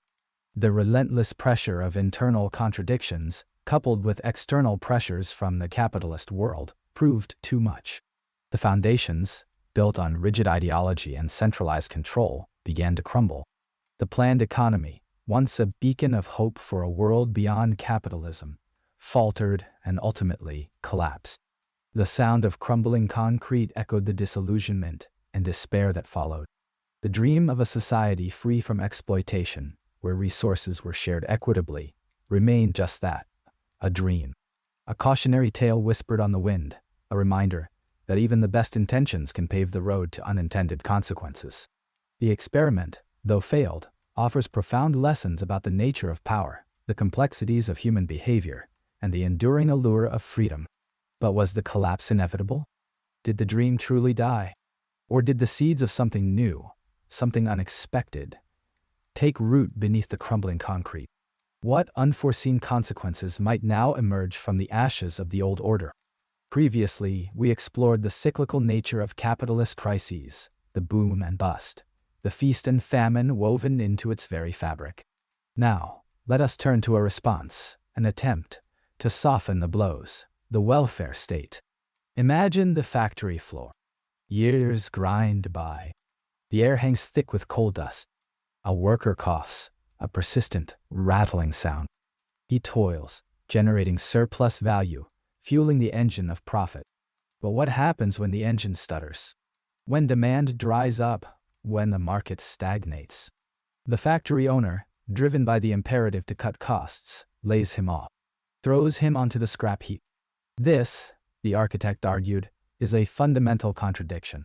The system creates wealth, but it also creates precarity. A restless sea of unemployed, constantly threatening social upheaval. A desperate underclass, ripe for dissent. Enter the welfare state. A safety net woven from collective resources. A system designed to mitigate the harshest edges of capitalism's cycles. Unemployment benefits, healthcare, subsidized housing. A promise, whispered from the halls of power, that even in the depths of a crisis, the individual will not be utterly abandoned. Picture a dimly lit bureau. The clerk, face etched with weariness, stamps forms, processes claims. Each stamp, a small act of redistribution. A transfer of wealth, from the engine of profit back to the individual. A fragile truce in the class war. But is it truly a solution? Or merely a bandage on a gaping wound? The critic, a figure often lurking in the shadows, argues that the welfare state is a palliative, a way to pacify the masses without addressing the underlying issues of exploitation and inequality. The king, ruling over the economic realm, sees it differently. He sees stability, a means to maintain social order, to prevent the unrest that threatens to topple his throne. A necessary cost of doing business. Consider the implications. Does the welfare state, by cushioning the fall, actually perpetuate the system it seeks to regulate? Does it create a dependency, a reliance on the state that stifles individual initiative? Or does it provide a foundation, a platform from which individuals can rise, empowered to challenge the very system that creates their hardship? The debate continues. Echoes of arguments, bouncing off the walls of Parliament, seeping into the dreams of the working class. The welfare state, a complex and contested landscape, a testament to the enduring tension between capital and labor. A compromise, perhaps, but one that leaves many questions unanswered. But what happens when the resources of the welfare state begin to dry up? When the engine of profit sputters for too long, and the safety net begins to fray? The whispers of austerity begin, and a new anxiety takes hold. What then? Last time, we explored the brutal landscape of interwar capitalism, a world fractured by crisis and teetering on the brink. Now, imagine. The dust settles. The cannons fall silent. A new world dawns. A world seemingly different. The air itself feels lighter, pregnant with promise. The smell of fresh asphalt hangs heavy, a tangible sign of reconstruction. This was the Golden Age. A generation scarred by hardship finds itself bathed in the warm glow of unprecedented prosperity. The factory floor, once a symbol of exploitation, now churns out a deluge of consumer goods. Washing machines, automobiles, television sets. Suddenly, comfort, accessibility. These are not just dreams, but realities within reach for millions. For a time, the ghost of crisis seems banished. Unemployment shrinks. Wages rise. The king, wielding the tools of Keynesian economics, learns to subtly manage the flows of capital. Infrastructure projects blossom, connecting distant corners of the land. A sense of collective purpose, forged in the fires of war, lingers. Society itself seems calmer, more stable. This era, dubbed the Golden Age of capitalism, sees an unprecedented expansion of the surplus value. The difference between the value a worker creates and the wages they receive. But where does all that extra value flow? A portion, certainly, fuels the creation of these tangible comforts. The architect designs new houses, the foreman oversees their construction, and the banker finances it all. They all benefit. But the lion's share, quietly and inexorably, accumulates, concentrated in fewer and fewer hands. Yet, even in this seeming paradise, the inherent contradictions of capitalism begin to stir. The seeds of future crises are sown within the very foundations of this prosperity. The manager, obsessed with efficiency, relentlessly seeks to automate, to replace human labor with machines. Each innovation, each cost-cutting measure, increases the relative surplus value extracted from those still employed. But what happens when the machines produce everything, and no one can afford to buy it? The rate of profit, the lifeblood of the capitalist system, begins to falter. Global competition intensifies. Nations, fueled by the same relentless drive for growth, vie for dominance. The whispers of discontent grow louder. The unions, once powerful allies in the pursuit of higher wages, find their influence waning. The promise of shared prosperity rings hollow for those left behind, for those displaced by the inexorable march of progress. The Golden Age, it seems, is not immune to the cyclical nature of capitalist development. The cracks begin to appear. Small at first, almost imperceptible, but they widen, deepen, threatening to shatter the illusion of endless growth. The air, once so light, begins to feel heavy again. The scent of rain hangs in the air, promising a storm. But this time, the storm might be different. This time, it might not pass so quickly. The gardener feels a disturbance in the soil. But what form will it take? Chapter 40. Neoliberalism, the resurgence of free markets. We've witnessed the cyclical crises, the exploitation, and the inherent instability woven into the fabric of capitalism.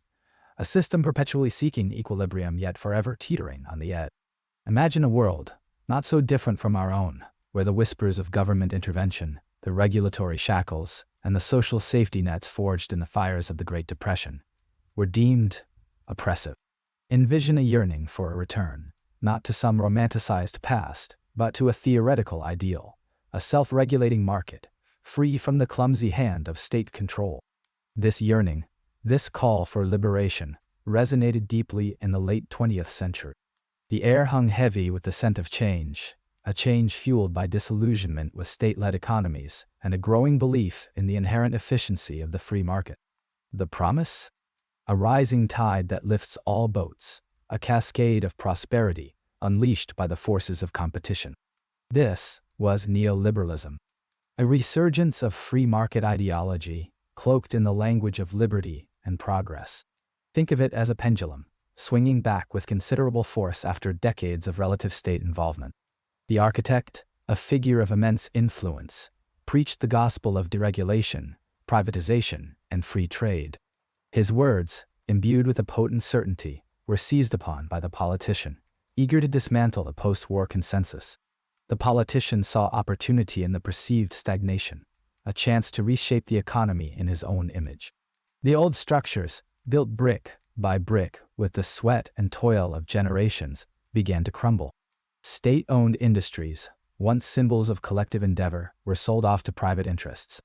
Regulations, designed to protect workers and the environment, were deemed burdensome and slashed with ruthless efficiency. Trade barriers, once erected to shield domestic industries, were torn down, opening the floodgates to global competition. The logic was simple: let capital flow freely across borders. Let the market decide winners and losers. The promise? Greater efficiency, lower prices, and ultimately, greater prosperity for all. But the reality, as always, proved more complex. The rising tide did indeed lift some boats, but it also left others stranded, marooned on the shores of economic inequality. The dismantling of social safety nets, designed to cushion the blows of economic hardship, left many vulnerable and exposed to the vagaries of the market. The gains from this new era were not evenly distributed. The owners of capital, those who possessed the resources to navigate the deregulated landscape, flourished. But for many workers, wages stagnated, job security evaporated, and the dream of upward mobility faded like a distant star. As profits soared and wealth accumulated at the very top, the foundations of society began to tremble. The promise of shared prosperity, the bedrock of social cohesion, felt increasingly hollow. The question lingers: did this relentless pursuit of free market efficiency sow the seeds of its own destruction? Is the pendulum destined to swing once more? And what forces will shape its trajectory this time? Chapter 41. Financialization. The rise of speculative capital. We've seen how capitalism, driven by the insatiable thirst for surplus value, relentlessly expands production. Now, we descend into the shadowy realm where capital breeds capital, seemingly divorced from the tangible world of factories and labor, the world of financialization. The air grows colder. Imagine standing in a vast, echoing hall. Sunlight, filtered through grime-streaked glass, casts long, distorted shadows across rows upon rows of ancient ledgers. The smell of damp paper and old ink hangs heavy in the air. This is where fortunes are made and lost, not by the sweat of brows, but by the flick of a wrist, the whisper of a rumor, the rise and fall of abstract numbers. For centuries, finance was seen as merely the handmaiden of production, lubricating the gears of industry, facilitating trade. But something shifted. Slowly, imperceptibly at first, finance began to assert its dominance. It stopped simply serving production and began to dictate its terms. Consider the farmer. He needs capital to plant his seeds, to buy his equipment. He borrows from the bank. The bank, in this traditional model, earns its profit from the interest on the loan, a small slice of the surplus value the farmer creates. But now, the bank, driven by its own imperative for growth, seeks to extract more, and in novel ways. It packages the farmer's debt, along with thousands of others, into complex financial instruments. These instruments, like intricate clockwork mechanisms, are then sold to investors across the globe. What was once a direct relationship, farmer, bank, loan, is now a tangled web of abstraction. The original connection to the real world, the growing of food, fades into the background, almost irrelevant. The focus shifts entirely to the trading and manipulation of these financial instruments. The actual value of the farmer's harvest is secondary. The important thing now is what someone thinks that harvest will be worth next week, next month, next year. This is the essence of speculative capital. It's capital detached from the tangible, the material. It's capital that feeds on itself, promising returns based not on genuine productivity, but on the expectation of future profit. It's a casino where the chips are not backed by gold, but by hope, and often by illusion. Think of the architect. He designs beautiful buildings, solid structures of steel and concrete. But increasingly, his creations are driven not by the needs of the community, but by the demands of finance. Skyscraper upon skyscraper rises, monuments to speculative excess, often empty, often unsustainable. Their value predicated on the hope that someone, somewhere, will pay an even higher price for them tomorrow. The fundamental necessity of shelter becomes a secondary consideration. The rise of speculative capital has profound consequences. It diverts investment away from productive activities, starving industries of the capital they need to innovate and grow. It creates bubbles, inflated assets that inevitably burst, leaving behind a trail of economic devastation. It concentrates wealth in the hands of a few, exacerbating inequality and fueling social unrest. The financializer becomes the king. His power grows as his influence over the means of production spreads, subtly directing resources, squeezing out the lifeblood of the real economy. And the masses, the farmers, the architects, the workers, watch as their livelihoods become ever more precarious, dependent on the whims of a system they barely understand. But even in this realm of abstract numbers and complex algorithms, the fundamental laws of Marxian economics still apply. Surplus value must still be extracted.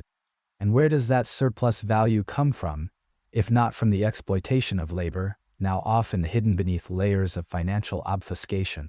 Tonight, as you drift towards slumber, consider this. What happens when the king's castle is built on sand? Title: Chapter 42, The 2008 Financial Crisis, A Modern Crisis of Overproduction. Narration. Chapter 43, Contemporary Capitalism, Inequality and Instability. We've seen how the extraction of surplus value, the beating heart of capitalism, fuels its inherent instability.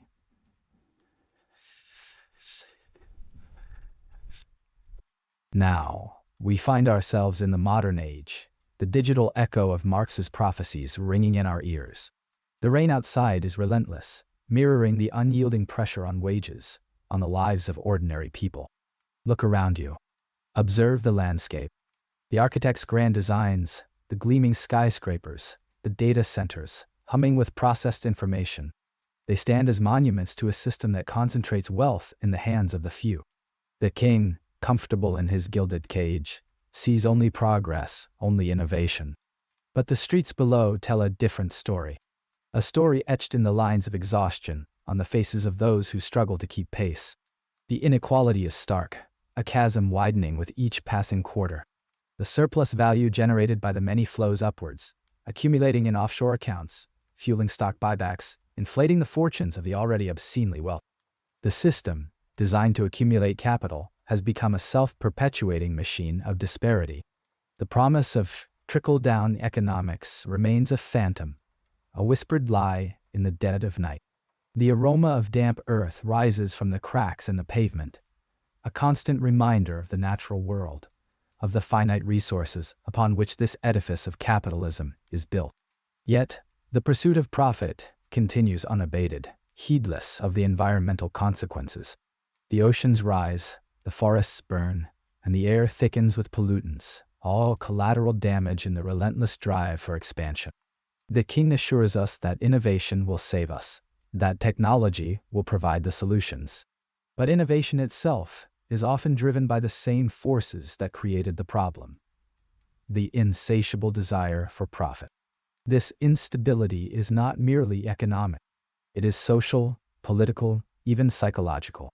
The constant pressure to compete, to consume, to keep up with the Joneses creates a pervasive sense of anxiety, a gnawing unease that permeates every aspect of modern life. The digital age, intended to connect us, often isolates us, trapping us in echo chambers of our own making.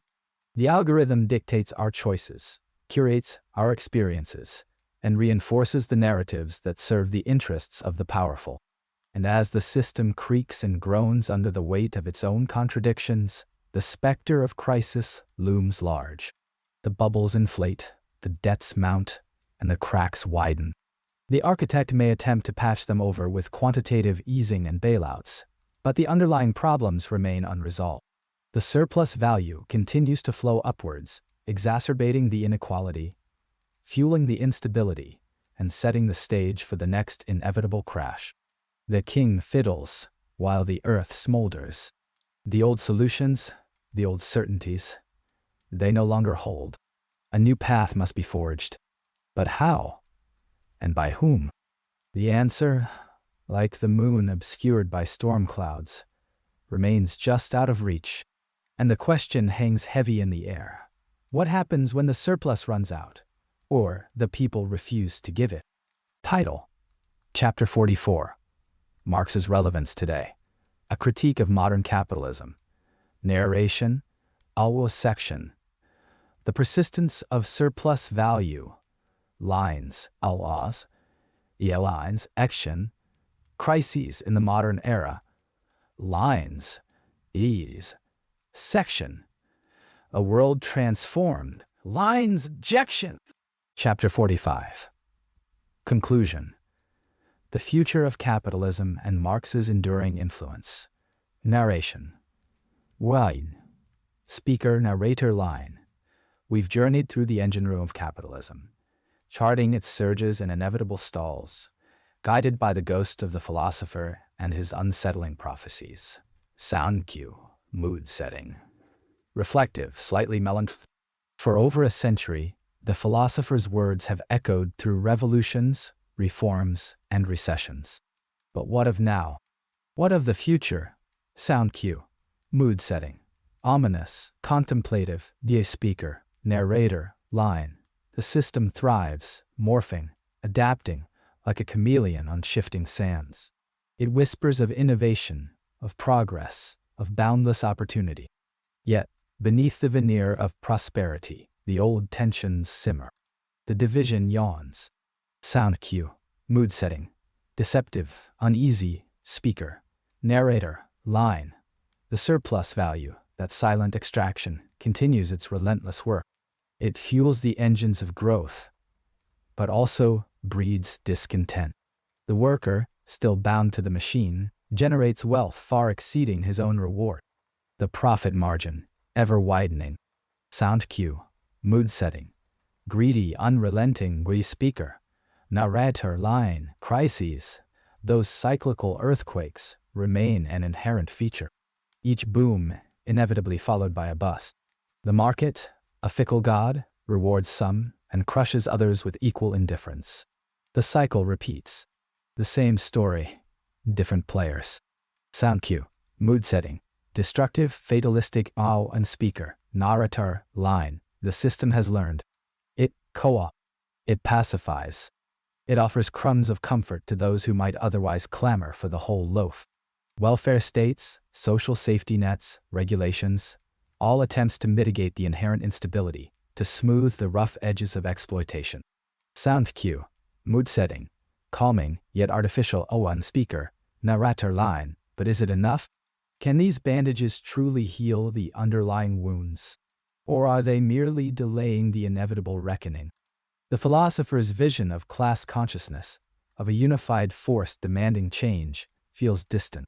The digital age has fragmented us, atomized us. Sound cue, mood setting. Disconnected, fragmented. Speaker, narrator, line. Yet the seeds of dissent remain. They sprout in the shadows of inequality, watered by the tears of the forgotten. The yearning for a more just world, a world where labor is valued, where resources are shared, where human dignity is paramount, that yearning persists. Sound cue, mood setting. Hopeful, fragile, speaker, narrator, line. The architect of our current world has embraced technology. AI, automation, robotics. They promise a future of unparalleled abundance, but at what cost? Will they liberate humanity from drudgery, or further concentrate wealth and power in the hands of the few? The question hangs heavy in the air. Sound out cue. Mood setting. Technological, cold, Q&A speaker. Narrator, line. The philosopher may be gone, but his questions remain. They haunt the halls of power. They echo in the streets. They whisper in our dreams. His analysis, though born of a different time, continues to illuminate the dark corners of our economic reality. Sound out cue. Mood setting. Haunting, persistent, speaker, narrator, line. As the rain continues to fall, washing over the gravestones of history, we are left to ponder, is this the end of the story? Or is it merely the lull before the next storm? Somewhere, in a forgotten archive, a document surfaces. It contains a prediction, handwritten by the philosopher himself, regarding the year 2042. Sound cue. Mood setting. Mysterious, suspenseful, unresolved.